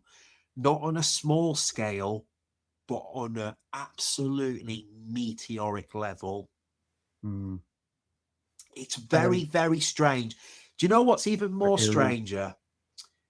And think about this, and you probably have like everybody else, but I said this to somebody yesterday. Yeah. If Joe Jackson had not been the way he was with Michael Jackson, we never ever would have got Michael Jackson. No. Fact. But how strange is that? It's so strange. It's so strange, but it's so strange, but it's something that I think people need to accept because it's the truth. And without somebody as bad as Joe Jackson was, he pushed Michael Jackson, now not necessarily by the right means of doing it, but he pushed Michael Jackson because Michael Jackson was so insecure and so desperately wanted to be loved. Yeah. It pushed his level of performance to an unseen level. You know, that up until that point, has there been anybody like Michael who has been able to deliver? No. And I mean, that goes into the studio as well. The production on Michael's albums are just I mean, the only person I could possibly compare him to is Prince. I can compare him to Prince. So I think Prince as well has that. And don't come at me, everybody. I am not saying in any way this, that, or there. Neither is ours. But using it as the terminology of going that far and beyond. Yeah, and this isn't a criticism of Michael or Prince, but obviously there are deep insecurities in both of them that drive them to a level of perfection. Yes. That drive them to a level of perfection. But it was almost on an unhuman level. On an unhuman level. And my God, did that take a toll on their bodies that we weren't aware of at the time? No, because we were all lost in the magic. And like you said, when you saw him live, is he real? Is he real? Yeah. Because again, that was literally my reaction. Literally, you were thinking, is he real? Because is he real? Michael Jackson he was almost unhuman-like in that. Well, he was because he was so much in our conscience as people in society, and the same as with Prince as well. But Prince and Michael are very different in a lot of ways, but very different, but very similar in other ways as well. Yeah, they were doing things on such a scale that nobody had ever seen and has never seen since. Absolutely. I mean, just quickly touching on Prince, I mean, I've never in my life seen an artist who was in so much synchronicity with his band and his dancers and his just extraordinary the synergy he had between everything around him and how he choreographed his shows. And you know, Prince would do this and the music would stop and this, and I want a bit of that and I want a bit of bass, and unbelievably tight but making it look so effortless and so easy and so unbelievable.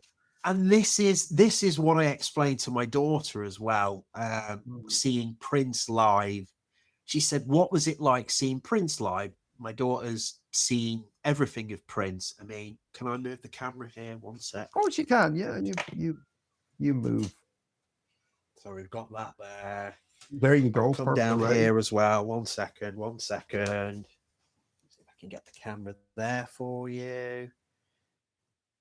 Is it on the other side? There you go. Oh, I love that. Yeah. So there's quite and obviously there's all of this in the corner as well down here. That's for another video, folks. That's for another video. Yeah. But in terms of, and I'm also going to my daughter. Oh, absolutely. Yeah. Tell me about your daughter. I explained to my daughter that seeing Prince live was like, it was almost like watching a person cheating on a computer game.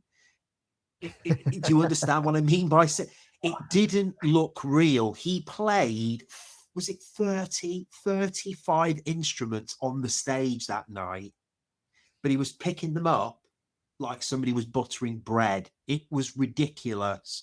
It was ridiculous. It's ridiculous. The talent. It was ridiculous. Absolutely ridiculous. Absolutely ridiculous.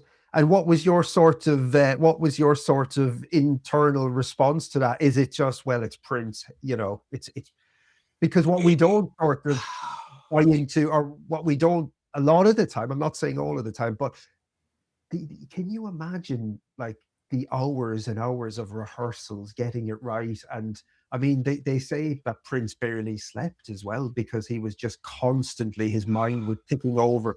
But we see the man on stage for a few hours and we think, oh my God, like, but what went into it behind the scenes? What was the personal cost on his body and his the personal cost was his life. And it was the same with Michael. Their life was music. That was it. That was it. And I don't think you'd ever get anybody in society like that now. I think I have to be careful what I said to my daughter about that, but I don't think you would get people like that.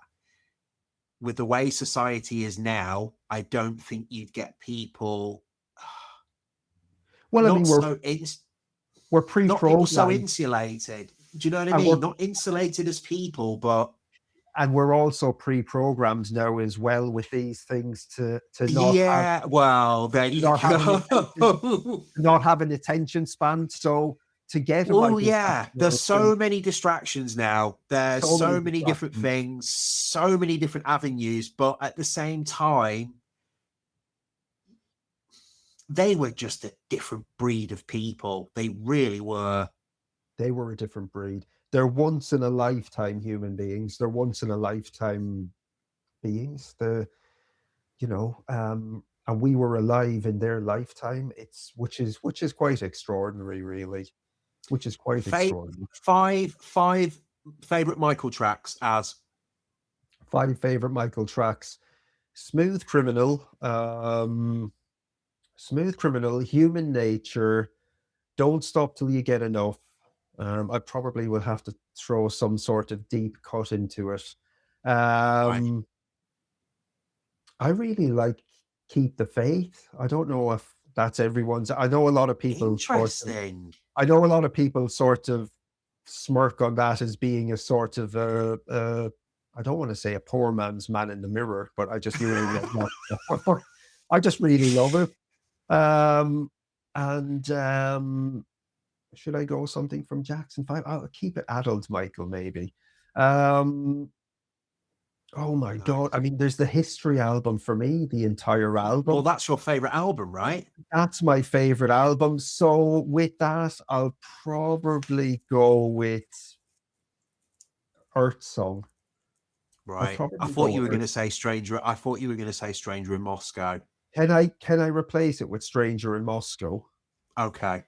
And there is a reason for that. But thank you for pointing that out. You saw that live. What was your favorite song he did live? Was it Earth Song?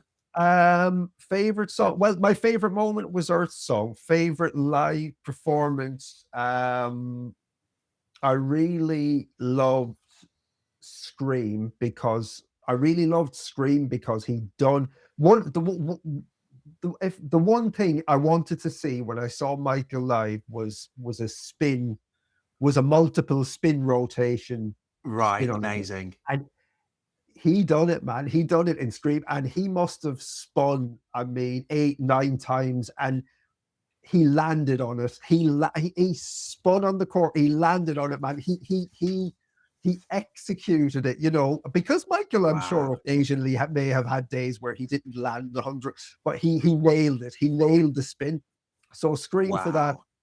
Wanna Be Starting Something and Billie Jean were 2 huge expectations for me. I loved them both. They were a little bit slower on the History tour, but seeing it live, I really liked it slowed down. I really liked them. Stranger in Moscow was incredible. It was incredible. It was what a song. Yeah, and getting back to what I was saying earlier about him not looking real, like not looking human sometimes. Again, there were moments in that where he would just move his neck or his body, and then I suppose accentuated by the gold suit. He did, and that's a big compliment that I can pay him, is that he was able to sort of transcend the human sort of restrictions and just be able to become something higher than himself almost in that moment. It was incredible. It was incredible. Did he do Blood on the Dance Floor? Did he perform that? So he done Blood on the Dance Floor, and we all loved it. Yeah, because that's the only time he ever performed it, wasn't it? On that particular tour. On that, yeah, it was, wasn't it? The only time he ever performed it, and I think Come Together. It was the only time he performed. Did he not perform it in Dublin? He didn't perform. I don't think he performed it in He Dublin. did it on the History tour, though. I think he was wearing the blue jacket with gold bits on it. You're right. He didn't do it in Dublin, that I remember, but he did do it on the tour, absolutely. But you've asked me for 5 favorite tracks, and then you're mentioning something like Blood on the Dance Floor. And I'm thinking, oh my God. Oh my God. I But mean, what about you? What about you? Well, let's have 5 it's favorites. impossible. 5 favorite Michael Jackson tracks. Oh It's my impossible. God. I mean, I've literally thrown 5 at you, just pulled out of the air, because again, in my head, I'm sort of panicking, running around in my head thinking, oh my God, how do I Thinking you're forgetting them. I'm gonna go with, again, I love the Dangerous album because I Oh, was that particular age. I love and that's Bad. your favorite album, isn't it? Yeah. It really is, because Great again, album. I Great was album. I was 1 years old when the Bad album came out. I wasn't here when Thriller came out, but I remember when Dangerous came out. I was 5 years old, and Brilliant. I always say to my mum and dad, you gave me everything, but you didn't take me to see Michael. And they always go, ah, and they always say we never did because we saw how crazy people were fainting and all of that stuff. So that's always their takeaway with me. My 5 favorite Michael Jackson songs. 5. I'm gonna go with, oh my God, Billie Jean, Oh, a Human personal favorite. Nature.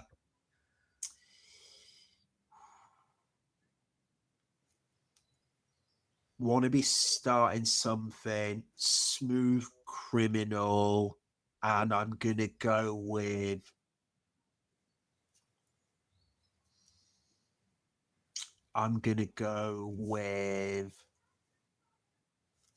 Break of Dawn. Oh my God, I love that song. I don't know if you know me better than me. Literally all of those songs are amongst my absolute favorite. Absolute. And that's one of my favorite. I listen to Break of Dawn Yeah, every day. I Every love day. Break of Dawn. I love Break of Dawn. And initially, when I heard the Invincible album, that one stood out to me massively as one of my favorite tracks of the album. I feel Yeah. like I've given such a weak I because you've picked out. It's terrible. It's terrible because I'm only letting you pick 5. I mean, it should be 10 songs, but there is no bad song. I think that man didn't make one bad song. And I feel like I need to replace. I'm going to sound very controversial here. If somebody said, what's your favorite Michael Jackson video? Do you know what I'm going to say? With no hesitation, Ghosts. Ghost is amazing. Ghost is amazing. Unbelievable. Talk about people saying, oh, Michael Jackson, he couldn't get better. He got better. That video is something else. It's phenomenal. It's a masterpiece, I think. I think it's an absolute masterpiece. And it doesn't get enough credit. It really doesn't. It really doesn't get enough credit. I mean, in that one film, and I've seen your particular episode on your channel about that era, the history era. Oh, the history era is like, oh my God. And that's what sort of upsets me sometimes when the history album itself gets overlooked as just the greatest package, because there's a whole disc of new material or come together. But when you consider the album, the tour, the short films, Ghosts, Blood on the Dance Floor, all of the TV appearances he made on Wet and Daz in Germany, and Brit Awards, controversial Brit Awards performance with what's his face, Jarvis Cocker. But I mean, what an era. I mean, plus 2 marriages and children. I mean, it was literally his most productive sort of time of his life, I believe. I think he came back sort of with a vengeance to sort of prove himself and to vent and to just, I mean, I see the history era as his absolute sort of swan song in terms of what he gave us. It was phenomenal. And I mean, everything that came after history then for me personally, I'm absolutely fine with it. I wouldn't sort of judge it in comparison to it, because I feel after history, what more can the man say in terms of musicality, performance, visuals, presentation? What more does he need to sort of... Well, he did it again. He gave us Break of Dawn. Do you know what I mean? Absolutely. I play that song every single day. And then Heaven Can't Wait. Unbelievable. And again, you've just said it. What more can the man give? He called his own bloody show, What More Can I Give? The man kept giving us more and more and more. And that's it. And we don't really have a right to kind of say, well, after history, really, this was rubbish or that was. I mean, look, you've got Off the Wall, you've got Thriller, Bad, Dangerous, History, all of those. Blood on the Dance Floor, Invincible. I don't think Michael Jackson ever had an indie moment, did he? I don't think he ever had like an indie moment where he became small, compact, did little shows. Never had an indie moment. Never. No. And he managed to throw the kitchen sink at us every single time. He was going to do that one night only show in New York. He was. And again, we still don't really know why he didn't want to do it, or he got ill, or I don't know. Do you have any personal theory on it? Do you have any feelings on it? So what I've heard is that he was uncomfortable with a lot of the performances. They wanted to sort of introduce new choreographies and stuff that he wanted. Yeah. And he fell. Now, I do believe he was probably dehydrated and he maybe had a fall, but was the fall an orchestration to sort of get him out of the show? Now, listen, I mean, people get very offended. Michael fans are we're very, what did Ross say? We're a very emotional bunch. But I mean, look, I'm a Bob Dylan fan through my father. And back in the 60s, Bob Dylan was tied into another album, another tour, a book, a movie, and he had an accident on a motorbike. But it transpired later that Dylan actually sort of took a dive on the motorbike because it was the only way out of his sort of obligation. Oh my God, did he really do that? Well, he was using amphetamines and LSD to get through, building up to that, all of his tours and albums. And he was very prolific for a few years. He done like 3 albums, a non-stop tour, all of these different things. And as you were talking about Michael and Prince, they're human beings. They're only people. Yeah. They're only people. Yeah. So Dylan's way out was to have a motorbike accident. And then because it was no internet and because it was back in the late 60s, the rumor was that he'd never walk again, that he broke his neck and he broke his spine. But he was fine. He's fine. For the most part, he was fine. So I wonder, did Michael sort of just need a way out? I mean, what I would say as well, this was the History era as well. He gave us Ghosts. He gave us the album tour, 2 marriages, kids. I'm not saying he gave us those things, but his life was like... Do you know Ghosts as well was supposed to be the song for Adam's Family Values? Do you know that? That's right. Yeah. That's right. So initially... I should have asked Christina Ricci when I met her about that, because apparently she was in... Yeah. Oh, yeah, she was lovely, but she was originally in the Ghost video. Wow, was she in the Ghost video originally? I think. But then they had to scrap it, and then they had to go back to the drawing board, and it was all redone with different actors. And because if you look, I got confused. I think he'd been filming Ghosts from 1993, but correct me if I'm wrong, it came out in 1996, 1997. Yeah, it came out. He was working on that for God knows how long. And it was because whether there were situations with things changing with who was going to promote the song in a film or whatever, getting rid of those actors and then getting new people. I don't know anyway, pure speculation, but it didn't come out till 1996 when they'd been working on it since 1993, which was really strange. Yeah.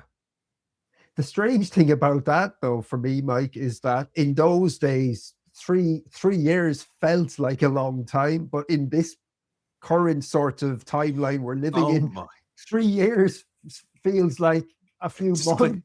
honestly, we're in May now. How is that possible? How is that possible? I only just made it through February.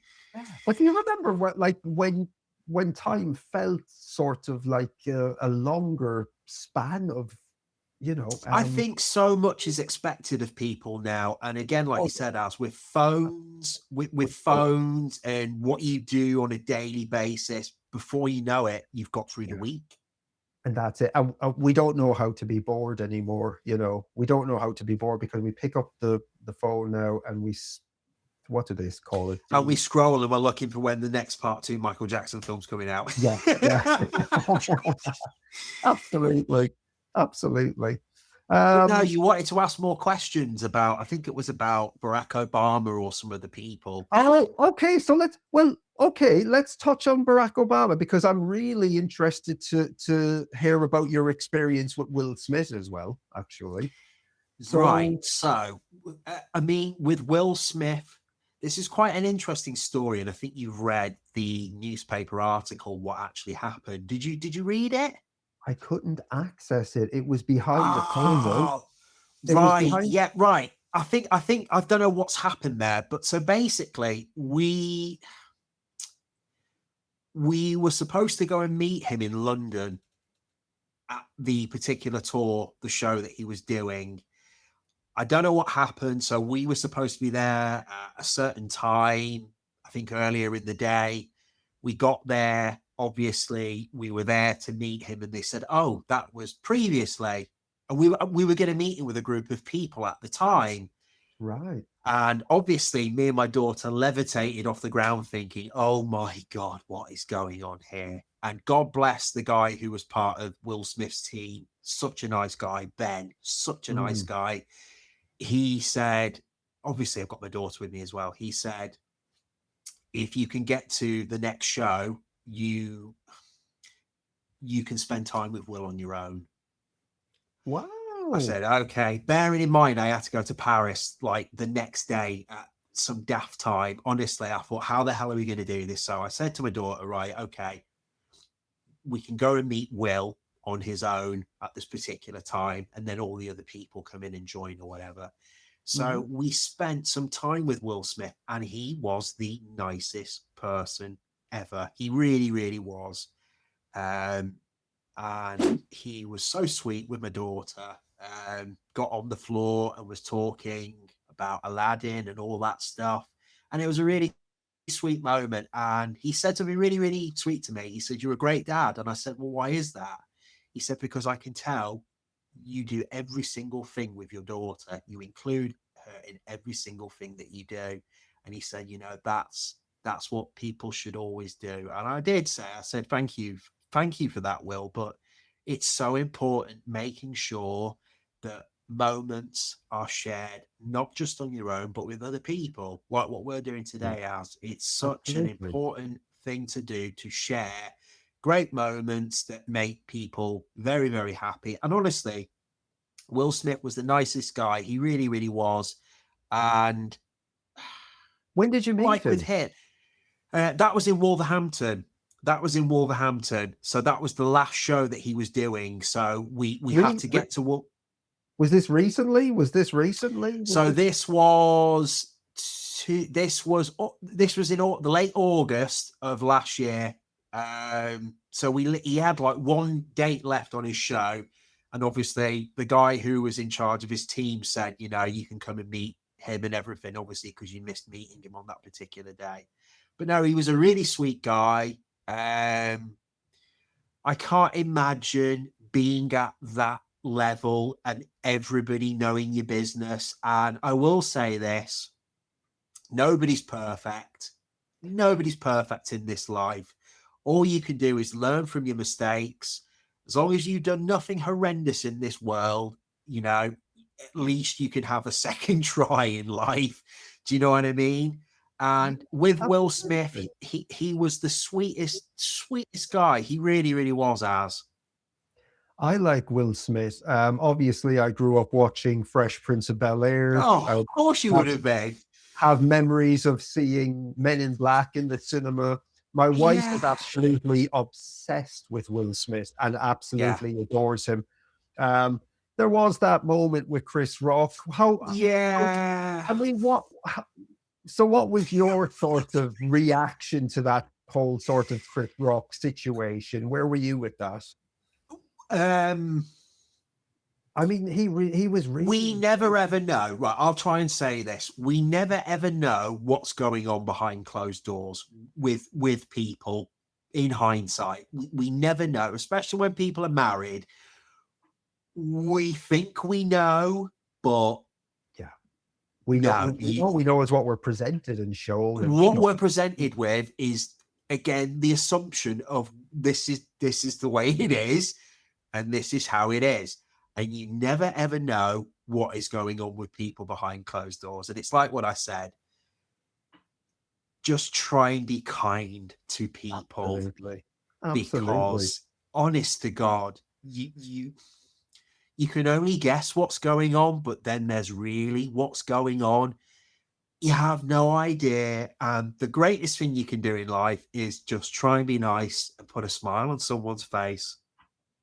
That's all you can do. It doesn't cost anything. It really doesn't. But are people with that over particular now? Are people over what, like the Will Smith thing, the Will Smith incident?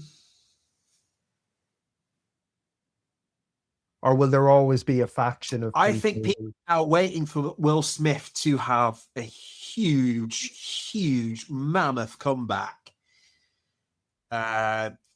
I'd throw Johnny in there as well, Johnny Depp. It's the same situation. People are Gore, what are you going to say? My wife's other, Okay. She's in love with Will Smith. She's in love with loves Johnny Depp as well. That's amazing. Well, do you know what's really funny about that? We were waiting. I don't know if that could happen still or not. I mean, he's definitely been on the table for a while to meet Johnny Depp. Don't know if that's going to happen because there's been the rumors of him maybe doing something with Pirates of the Caribbean. There's all of that. I think Johnny's, I can't imagine being in that position and everybody knowing your business. Do you know what I mean? It can't be easy. No. Well, I mean, and then obviously meeting Barack Obama. I mean, so how does that come about, Mike? How did the person meet Barack Obama? That was through my cousin, who I love dearly. You're certainly well connected. Hey, we do try. So that was through my cousin, and she really wanted to meet him for a long time. And she said, I think you should do this. I think we need to go and meet him. And we were the first people to meet Barack Obama. This is when he was doing a talk in London last year in September. And again, lovely man. But again, can you imagine the responsibility? Well, this is what I find interesting about the people you're meeting them, because you're meeting them in a sort of a post world from their prior sort of, which is really interesting, actually. So obviously they're still who they are, but because the world is so polarizing and everybody is judged, and because nobody is perfect and everybody makes mistakes, and everybody wants to feel good about themselves, so they're pointing the finger and being all moralistic and uppity and self-important.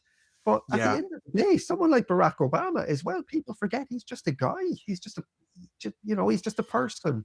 And it's hard to imagine. It really is, because again, on the face level, again, we all know who these people are, but they are still human beings at the end of the day. Do you know what I mean? Which is what we forget. We forget that they're actually real people. And people do.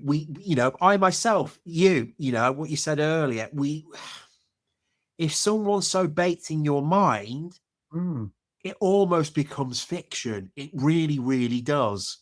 Absolutely. And again, I can't imagine meeting Michael Jackson. I really can't, because I said to my daughter, if we met Michael, what era do you think we would have? I always picture, I've asked her, how would he look? what scenario would it have been in? And she came up with a really, really cool scenario, obviously, for meeting all these people. She said, I think, Dad, we would have met him in the bad era on the bad tour, and he's got on his black jacket with all the Buckles not the buckles, but the almost the crests going down. The police. Do you know what badge. the police badge is going down? It's that particular look. Get chills thinking of that jacket. You know, we've all seen the pictures of when before those shows, he's had pictures with Sylvester Stallone. He's had all them incredible pictures with all who's who of everybody, and Michael's in that particular attire. And my daughter always says, if I ever think, Dad, we would have met him, it would have been when he was dressed like that. And I said, well, what do you think he would have said? My daughter said, I think he would have said to us, Dad, that thank you for coming, and I hope that I make your life magical. Wow. Incredible. I don't know, in your scenario, if you thought you would have ever met him, where would you have met him? So I do have a scenario in my head. So when I was about 5, I poured a pot of boiling water down on myself, hitting my neck and my chest. So I have 3rd-degree burns on my chest, on a large portion of my chest. So I almost died. I was lucky that it didn't get my face, because I would have died, obviously. So I spent 4 to 6 months in the burn center in Ireland, recovering from that. God. So what I need to find out is, was that the same time that Michael had his burn? And if it had happened to be in America and I was in the burn unit in Los Angeles, would I have That's met crazy. Michael? And then also when he was on the bad tour and he came to Cork, and when I saw Frank DeLeo but was too young to have the confidence to approach him and ask him. Did you actually see him? So yeah. So we were on the walkway into the stadium, and that walkway was lined with vendors selling food and merch and all of the people walking towards.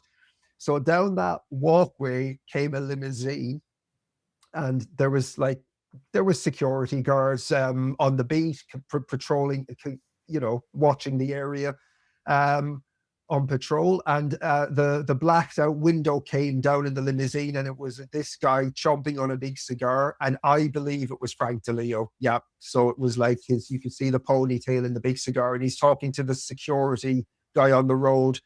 Now, my mother, now I was only a child. I was the only one who would have known who he was, Right, okay. I think maybe my younger brother said my younger brother has a laugh about it, and he says, do you remember that time when, we thought it was Michael's manager? I believe 100% it was Frank DeLeo on the way down. Okay. And he was probably just out scouting the ground, or I don't know, maybe he was liaising with different security and stuff. Right. I was, how old was I? 7. On my inside, I was screaming to run over to him and to say, Mr. DeLeo, I'm a huge Michael fan. Where's Michael? And I believe that if I had met Frank DeLeo, I believe, I don't know if I would have been intelligent enough to say, I'm a burn victim, and I don't even know if I knew Michael was a burn victim back then. You believe if you told Frank DeLeo, he would have said, well, you know what? Why don't you come and meet him? Yeah. And then in my head, then I have this meeting with Michael where I show him my scar, and we sort of have this intimate, empathic moment together. And then we become best friends, and he's phoning me every week from that's a bit hard to say. But and then I'm Michael's best friend. But yeah, so because of that, so that's kind of my sort of, I think in a parallel universe, if such a thing exists, I've met him on that level, in that way. So yeah, so as crazy as that sounds, no. So I have to ask you, because you didn't go to the bad tour, but you were there. Oh, God, right? It's actually worse than this. it's actually worse maybe than not going, because no, it wasn't worse than not going, but it was almost like torture, because I was gonna say, because it would have made you for years beat yourself up over it. So for the rest of my life. So basically what happened was I discovered Michael Jackson I became a fan in 87, and my dad gifted me the cassette tape. The Bad album, yeah. And then my dad went back off to America because he was a musician and he'd spent time playing the club scene in America. So he went back over to America. Then 88 came around. And I'm sure as well for my mum, she probably thought it was a phase I was going through and I'd grow out of it. And then Michael came to town, but because it was myself, my younger brother and my older sister, and my mother wouldn't have wanted to leave anyone at home. She couldn't afford to bring us to the concert. Right. I've got And the sad thing about it is that like tickets would have only been like 20 pounds in today's money, or less. Do you know how much they were? Do you know how much they were? Because I've got it on the wall. 1 second. I'm going to say 16 pounds or something. Or you're bang on, Way. Am I bang on? Let's have a look here. So where are we? Let's move across. Is it there? There. Is that a Wembley ticket? That's a Wembley ticket, I believe. £17.50. £17.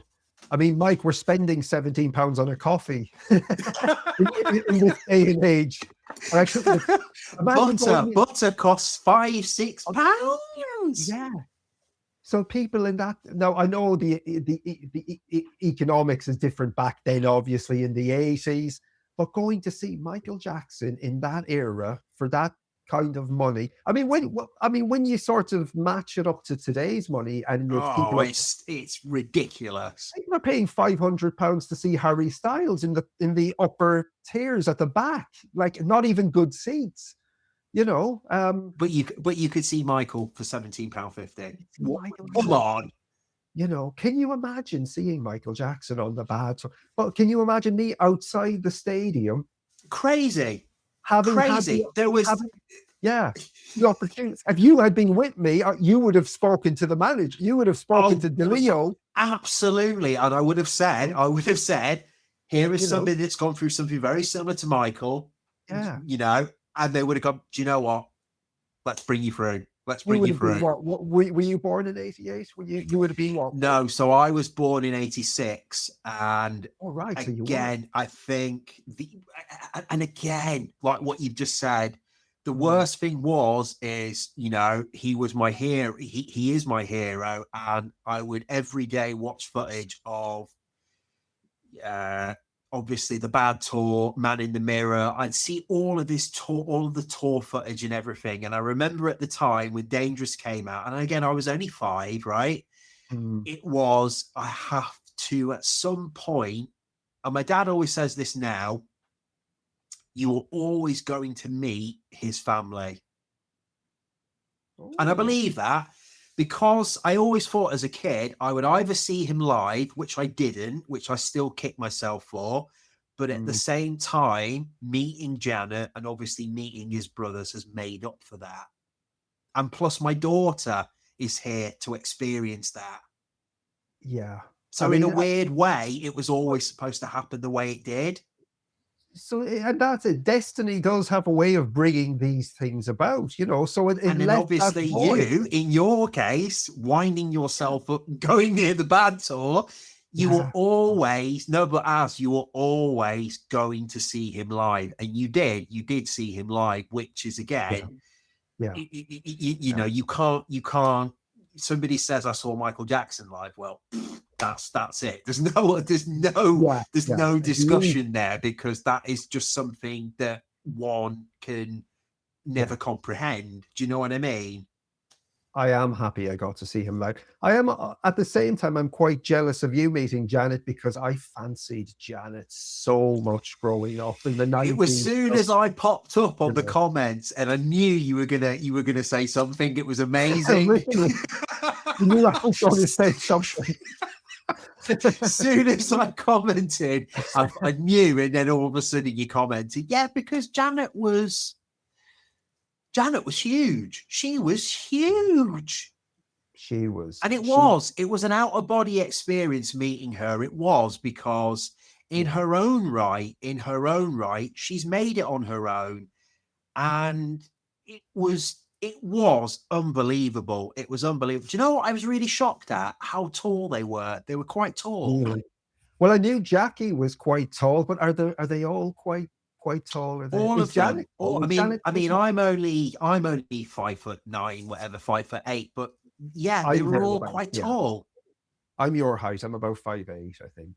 Right. Yeah. They were taller than me. Wow. Janet as well. Janet quite tall, is she? Is Janet? Janet was a little bit taller than me. Wow. I was like, wow, okay. And then obviously stood, and you can see on the picture when you insert it, you can see the height of the other brothers. So Michael was probably just under 6 foot, I'd say. I mean, Michael, to me, when I saw him live, looked pretty tall, pretty right. Pretty statuesque, but pretty. I mean, because he was quite slim as well. Yeah. I think by the time I saw him in '97 as well, and he had done so many shows, he'd lost maybe even a little bit more, because towards the end of that history tour, he was looking really sort of physically drained and tired, and sort of like he lost. Touring all your life. I mean, his time zone must have been something else. What time zone he was on must have been completely, I don't know, but yeah. Well, the funny thing is, for when I saw him in Dublin, he was only in the country for a few hours. He flew in from Paris, landed in Dublin, got the limousine to the RDS in Dublin, to the venue. Right. Went on stage, performed, limousine back to the airport, back to. He had a property? Was it in France or the Netherlands or somewhere? He had a permanent residence that he was using as his base for a lot of the European shows. Oh, okay. Okay. When you talk about like sorts of time zones and time jumps and jet lag, and can you imagine like landing? I can't imagine, because plus on top of that, so much is expected of him. He never would have been able to switch off, ever. No, ever. There was no off button with Michael Jackson. I don't think there was. Well, there can't have been. There can't have been. To go from the seclusion of the airplane to backstage, to then onto the stage in front of tens of thousands of people, putting all of that out, and then coming off of that, getting back onto and a trying to unwind and calm down. I can't imagine. I can't imagine. And so sort of like, what did you do today? Oh, I got up, I had a coffee, I went for a walk. What did you do, Michael Jackson? Oh, I was in Ireland a few hours ago. I just done a show in front of 50,000-60,000 people. I'm back home now. Like, what is the mind, as you said, about like not being able to turn off the mind, and then on top of that being the fact that he was such a creative, so sort of artistic ideas coming in and out of his mind. Honest to God, he would never ever have switched off. Never switched off. Ever. I bet you liked that scene in the movie when he was in the pool and he trying to catch the ideas. He didn't want Prince to but that's laid the groundwork for a Prince film now, because they did that with Bohemian Rhapsody when Freddie Mercury mentions Michael Jackson in the car. That's an idea. Wow. So they've laid second he said Prince, I was like, wow. Yeah. I knew, right, Graham King is obviously getting a Prince film ready. And I believe the person who represents Prince did an interview last night, early this morning or whatever.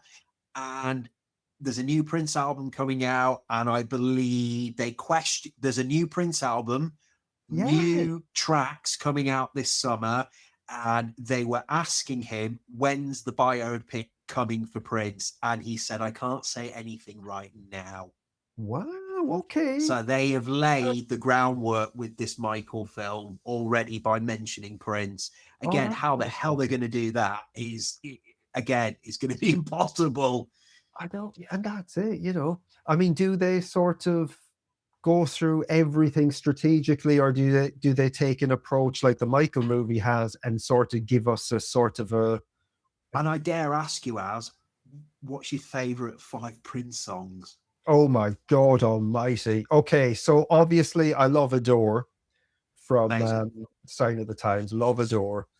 Oh my God, Purple Rain. I know it's an obvious one, but I kind of have to include Purple Rain. When Doves Cry. I know it's another obvious one. No, an incredible song. So I'll tell you what now. So when I saw Prince, when myself and my wife saw Prince in Malahide Castle in Dublin in 2012, he opened with Gold. He opened with Gold. Wow, that's one of my favorite Prince songs. Well, Gold for me, prior to that, like, was one of my favorite. But the fact that he opened with it, I thought it was the last thing I was expecting him to perform. Wow. So the fact that he opened with Gold was just perfect. You know, it was wonderful. Yeah. So I'll go with Gold for number 4, and number 5. God Almighty, it's so hard. It's like Michael, isn't it? It's just so much greatness.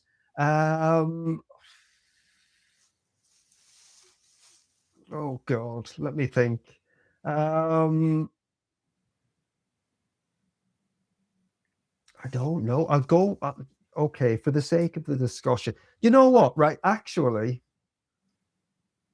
the Love Symbol album, the Love Symbol. Okay. Okay, so between the Love Symbol album in the 90s and the Emancipation. Okay, I'm going to go with the Holy River, and that might be a little bit. Okay. I really love the Holy River, and I wanted to pick something from the 90s. Incredible. Right. What about you? I know that might be like that's sort a of the really no, that's a really interesting. Yeah, I mean, every Prince song again, depending on what mood you're in, is just amazing. And again, if you're going to ask me what my 5 Prince songs, pick 5. I'm going to go with it doesn't Gold. have to be perfect. There's no right answer. Which one? Okay, I'm going to go with.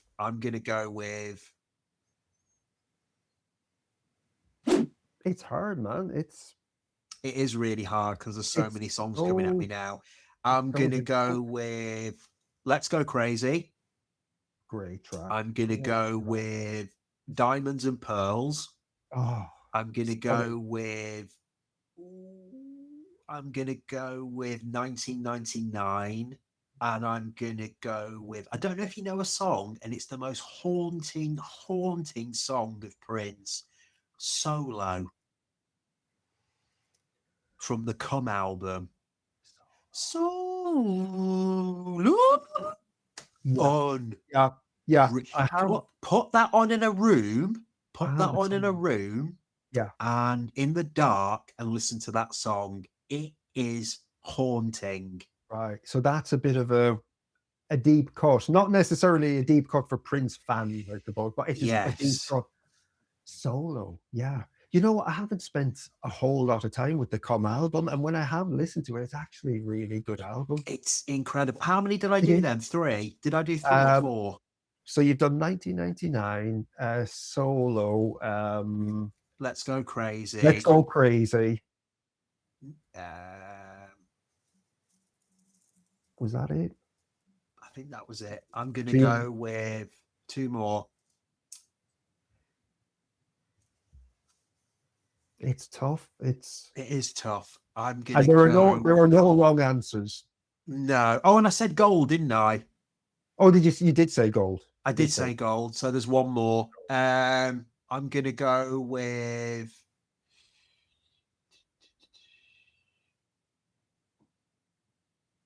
I'm going to go with 7. Oh, just all the songs are amazing. Well, that's why I said between the Love Symbol album and Emancipation, because you've got track 7 like is a phenomenal song. Oh my God. What a song. Like, so there are, you know, because I feel like the 80s, like, catalog is perfection. It's so obvious, right? And I didn't even choose anything off Sign of the Times. And again, that is arguably, and Prince fans, don't kill me, Sign of the Times is probably his greatest album. Yeah. I love Purple Rain. It's so obvious, but Sign of the Times, you think there's no way in hell this man can top himself after Purple Rain. Well, what does he got? I mean, again, Around the World in a Day, that album's incredible. But then he gives a Sign of the Times, that album. And it's like, how have you just done this? Do you know what I mean? And it does. I mean, that's what strikes me about Adore is like, Prince, when he hits you the right way, he just gives you these moments of pure bliss in the music. It's just like, you know what I mean? It's like, and I get that from the Holy River when it hits me the right way. It's just a really good choice. That's a really good choice, that song. I wouldn't have chose it, but it's a real. Well, oddly enough, ironically enough, it was probably going to be that or Seven, and then you took But what is it with that timeline? I mean, we must have been at that age where that was maybe consciously. I mean, I do remember the first picture, the image I saw of Prince in Manchester was this great big poster of him with the gun. Do you know the famous image of him with the gun? Yeah, with that gun. Yeah. Is it like a microphone gun or is the it microphone gun? So there was a massive pit when you drove into. I always say this to my daughter whenever we go past through Manchester. There was a building, it's still there, and on the side was this ginormous Prince poster, and it said he's coming to Manchester soon. I remember as a kid seeing that, going, wow. So this is the guy that did the Batman soundtrack, because again, that was in my head. Yeah, that was probably the first time, and it's weird. I went to the location of where the first Batman film was made at Pinewood Studios a couple of years ago. The first Batman film, 1989, Tim Burton. So it was made at Tim Burton. It was made. I'm thinking Tim Robbins in my head. I'm thinking, Tim Robbins, amazing. So we went there, and again, that was the first for me, the introduction of Prince. What was the first introduction of Prince for you? The first introduction for me was the Batman movie in 1980.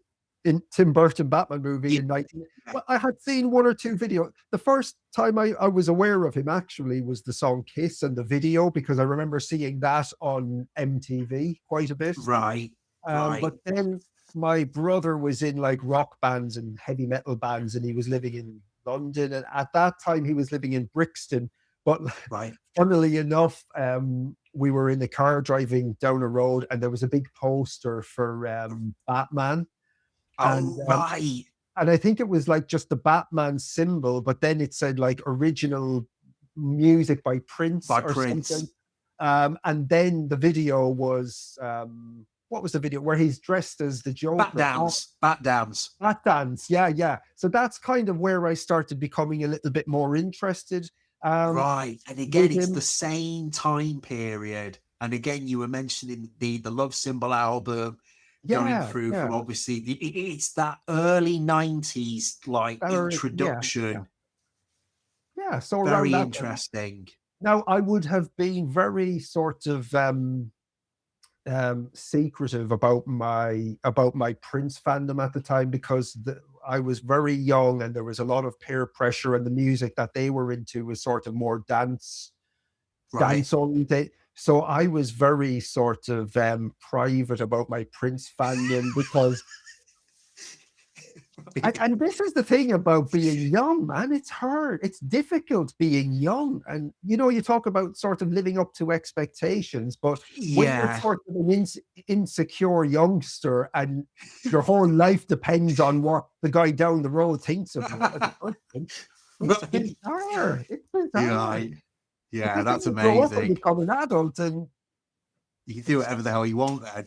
Do you know what I mean? To an extent. Yeah. So So there That's you go. really I was a interesting. closeted Prince fan in the 90s for a while. So I was, and you know what, as well, I bought the single now, The Most Beautiful Girl in the World. And What a bloody song. We didn't even mention that song. And that was Prince's #1 hit in the UK. Again, very similar to Michael Jackson. Prince had changed his name. People were saying he was nuts and this and that.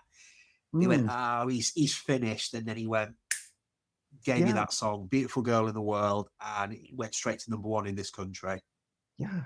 And like for me to try to explain that song to my friends at that time, They must have thought you were a poet. They must have thought you were some type of poet or something. Yeah, you know, and I mean in Southern Ireland as well, you know, Irish people amazing swear a lot, and yeah, so there was that, and actually so when Michael plays the Bad Tour in Ireland, then is in Cork, my hometown, it opened up the door for everyone. And then in the early nights, what was the place where he performed in Cork? What was the stadium? So the stadium is called Páirc Uí Chaoimh. Did you two at the time do a big show there as well? After Michael, yeah. After Michael, right. So I always remember the name. I couldn't remember the exact location, but I just remember you two went there as well, didn't they? Or they were doing something there. Well, you two came with Zoo TV, which was sort of pioneering sort of visual show in many ways. But I mean, when Michael Jackson put Páirc Uí Chaoimh on the map as a live venue, everybody wanted to perform there. Yeah, you two would. There's no way you two would have showed up in Cork if it wasn't for Michael Jackson. No. Didn't Prince did a huge show there as well, didn't he? And that was after for the Batman. That was that after Michael.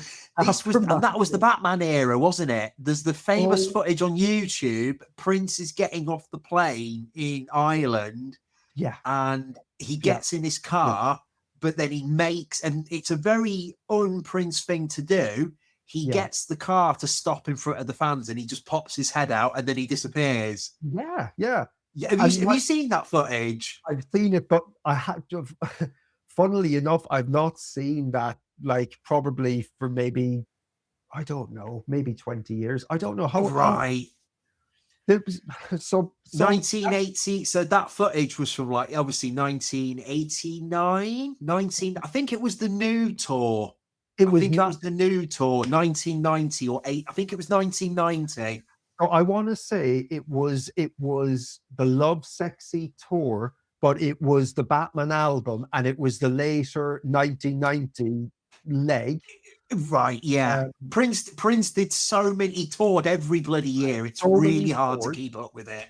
But my brother ripped down a billboard poster of Prince for that concert as well and brought that home to me. And it was just a big purple poster with white writing saying Prince Love Sexy. Right, with the heart, with the weird heart symbol. Yeah. Right. Yeah. So there's that as well. But yeah, man. Yeah. Páirc Uí Chaoimh. So Michael Jackson came to Cork before anybody came to Cork. Right. And then that's when everybody started touring there, right? Prince, U2, Bruce Springsteen. All of a sudden, then Cork sort of developed a reputation for as a live venue, and it also helped the local economy, local businesses, and it really helped Cork sort of boom. It brought about a little bit of an economical boom then for a while. And now we have a yearly festival called Live at the Marquee, which is like next to the Páirc Uí Chaoimh Stadium. Right. And it's like in a big, huge marquee tent, which probably holds about 10,000 people thereabouts. And that festival then runs for about 2 weeks every year in the summertime, and loads of artists come and perform at that. But it's right next to Páirc Uí Chaoimh, and the Páirc Uí Chaoimh where Michael performed is sort of been knocked in the last 10 years and rebuilt. So it's sort of a new venue now. Right. But, I don't know if you saw the news last night that they are making an Oasis film. Oh, making an Oasis film? And it makes me believe that's probably because there's the rumor that they're going to tour again, I believe. Well, I saw Oasis in Cork in 1996 in Park Equive, where Michael Jackson had performed as well. Right. Well, again, you're mentioning this place and it's leading into all these other bands and stuff. I'm positive they're going to tour there again, probably because of this news that's been announced last night. Because Disney Plus are making it, apparently, which is even more interesting. So where do you fall with Oasis for gigs? Are you... So Mummy's obviously like the biggest bloody Oasis fan ever. Me personally, I love all types of music. Yeah. You're being very diplomatic. I am being very diplomatic. No, I mean, I can appreciate Oasis. I can't say I'm a fan, but I can appreciate them, definitely. Who was I a fan of, though? I was a massive Prodigy fan at the time. Oh, I saw Prodigy in Cork. I saw Prodigy 2 times. I saw Prodigy 2 times. The first time was in 1995. Wow. And it was just after the Fat of the Land. No, it was Music for the Jilted Generation. Oh, wow. And Keith Flint jumped off of the stage and sort of half landed on my head. And we parried him. And then I saw the Prodigy supporting Oasis in Park Equive in 1996 with the Fat of the Land.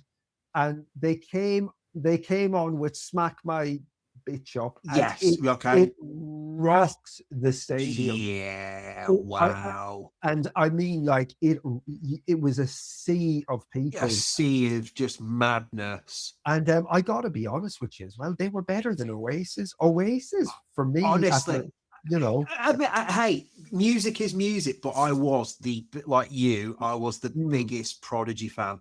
I saw them in 2008 or 2009 in Manchester. But you're making me laugh because you said Keith Flint nearly fell on top of you. I went to see Morrissey on his 50th birthday at the Apollo, and mate, I nearly broke my neck. Morrissey does that famous thing where he puts his arm out to the crowd, and obviously people clamour. Mate, I disappeared right into the bottom and completely nearly knocked myself out, nearly on top of all the security people and everything. It was wild. This is so interesting. This is so interesting because I'm due to have a lady on in the next week or so, Fiona Dodwell, who's a journalist who has interviewed Morrissey only about maybe 2 or 3 years ago. I don't know if you would have seen that interview with Morrissey where he sat in a theater with a lady. So she's going to come on and we're going to just discuss different music and albums. Incredible. So she spoke to Morrissey, and I think she's spoken to Morrissey many times. She's interviewed him. But are you a Morrissey fan? Are you? Do you know what? Going through university and everything, you know, I really, Morrissey. I think he's really, really good. And again, it's such a history of music in Manchester, obviously. And you are in Manchester, aren't you? Yes. So you can't really get away from it. Do you know what I mean? But I mean, seeing him live, he was amazing. He really, really was amazing. Obviously seen the Prodigy live. But no, I mean, there's so much to unpack with music. There really is. There really is. And it's just funny how everything we're talking about seems to be connected. It's really interesting. It's really interesting. But maybe what we'll do is we'll come back at another point and we'll get absolutely. There's a lot more to share. I may have something coming out as well at some point, which I can't really talk about yet. So yes, if it does come out, I will let you know more, which is quite fascinating. Okay, well, I look forward to that. And also, you've just sort of reminded me in my head, you were in an advert for something. Oh yes, there was Lloyd's Pharmacy. Right, Lloyd's Pharmacy. So is this the one where I hurt my finger? Yeah. Yeah. Now, was that on TV? Did that air? Yes, that was that was on TV. I think it was part of, obviously, you know, Countdown, the show. It would come on with Countdown at the time. Because I remember obviously. it. Because I remember the advert, and I remember you from the adverts. Oh, right. And it really freaked me out when I saw it recently before you were due to come on, because it's just, because I vividly remembered it. So my father-in-law was obsessed with Countdown, so I would have saw it in their house. Yes, and I remember seeing you in the adverts. That's funny. So that's funny. It blows my mind. It just it blows. We've had quite a time capsule, haven't we? As it's been quite fun. It's incredible, because little did I know, watching that advert years ago, that in the future at some point I'd be sitting down having a conversation with you. Yeah. It's not bizarre. It's just bizarre, but it's beautifully bizarre, and I love it. Yeah, you know? life works in very, very strange ways, but it's always meant to be, as they say. It certainly is, my friend. It certainly is. Okay, so thank you for coming on, Mike. Mate, my absolute pleasure. I look forward to coming back on here again. I enjoyed the conversation today. We perhaps, for the viewers, we may have sort of gone off on a little bit of a tangent towards the end. But, you know, this is a podcast, and it was a really thoroughly enjoyable conversation. And what we'll do is we'll come back and we'll do another one at some point, because we can. Anything you want to talk about, anything, whether it's to do with pop culture, actors, music, anything. There is way more stuff to share. We've only hit on a slight couple of things today, so we have endless avenues to explore, my friend. We really do. And so we'll do that. We'll come back. So thank you for being here today. I really my pleasure, sir. It was just so interesting. You have an incredible story, and it was just, I was enthralled, and I really enjoyed it. Well, thank you very much for letting me share it on here. And everybody, I hope to see you again, and thank you to us for a great show. So we'll say thank you, everybody, for watching.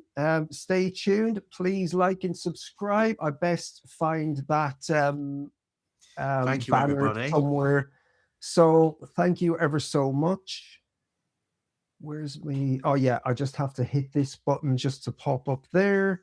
What about you, Mike? Are you anywhere on social media? Do you want people to reach you anywhere? I am on Instagram at 86hotshot. You can find me on there, and it's going to be interesting. Let's see if this thing when I'm talking at once it's released or whatever, I will share more. But there's many more other things that we can unpack on here.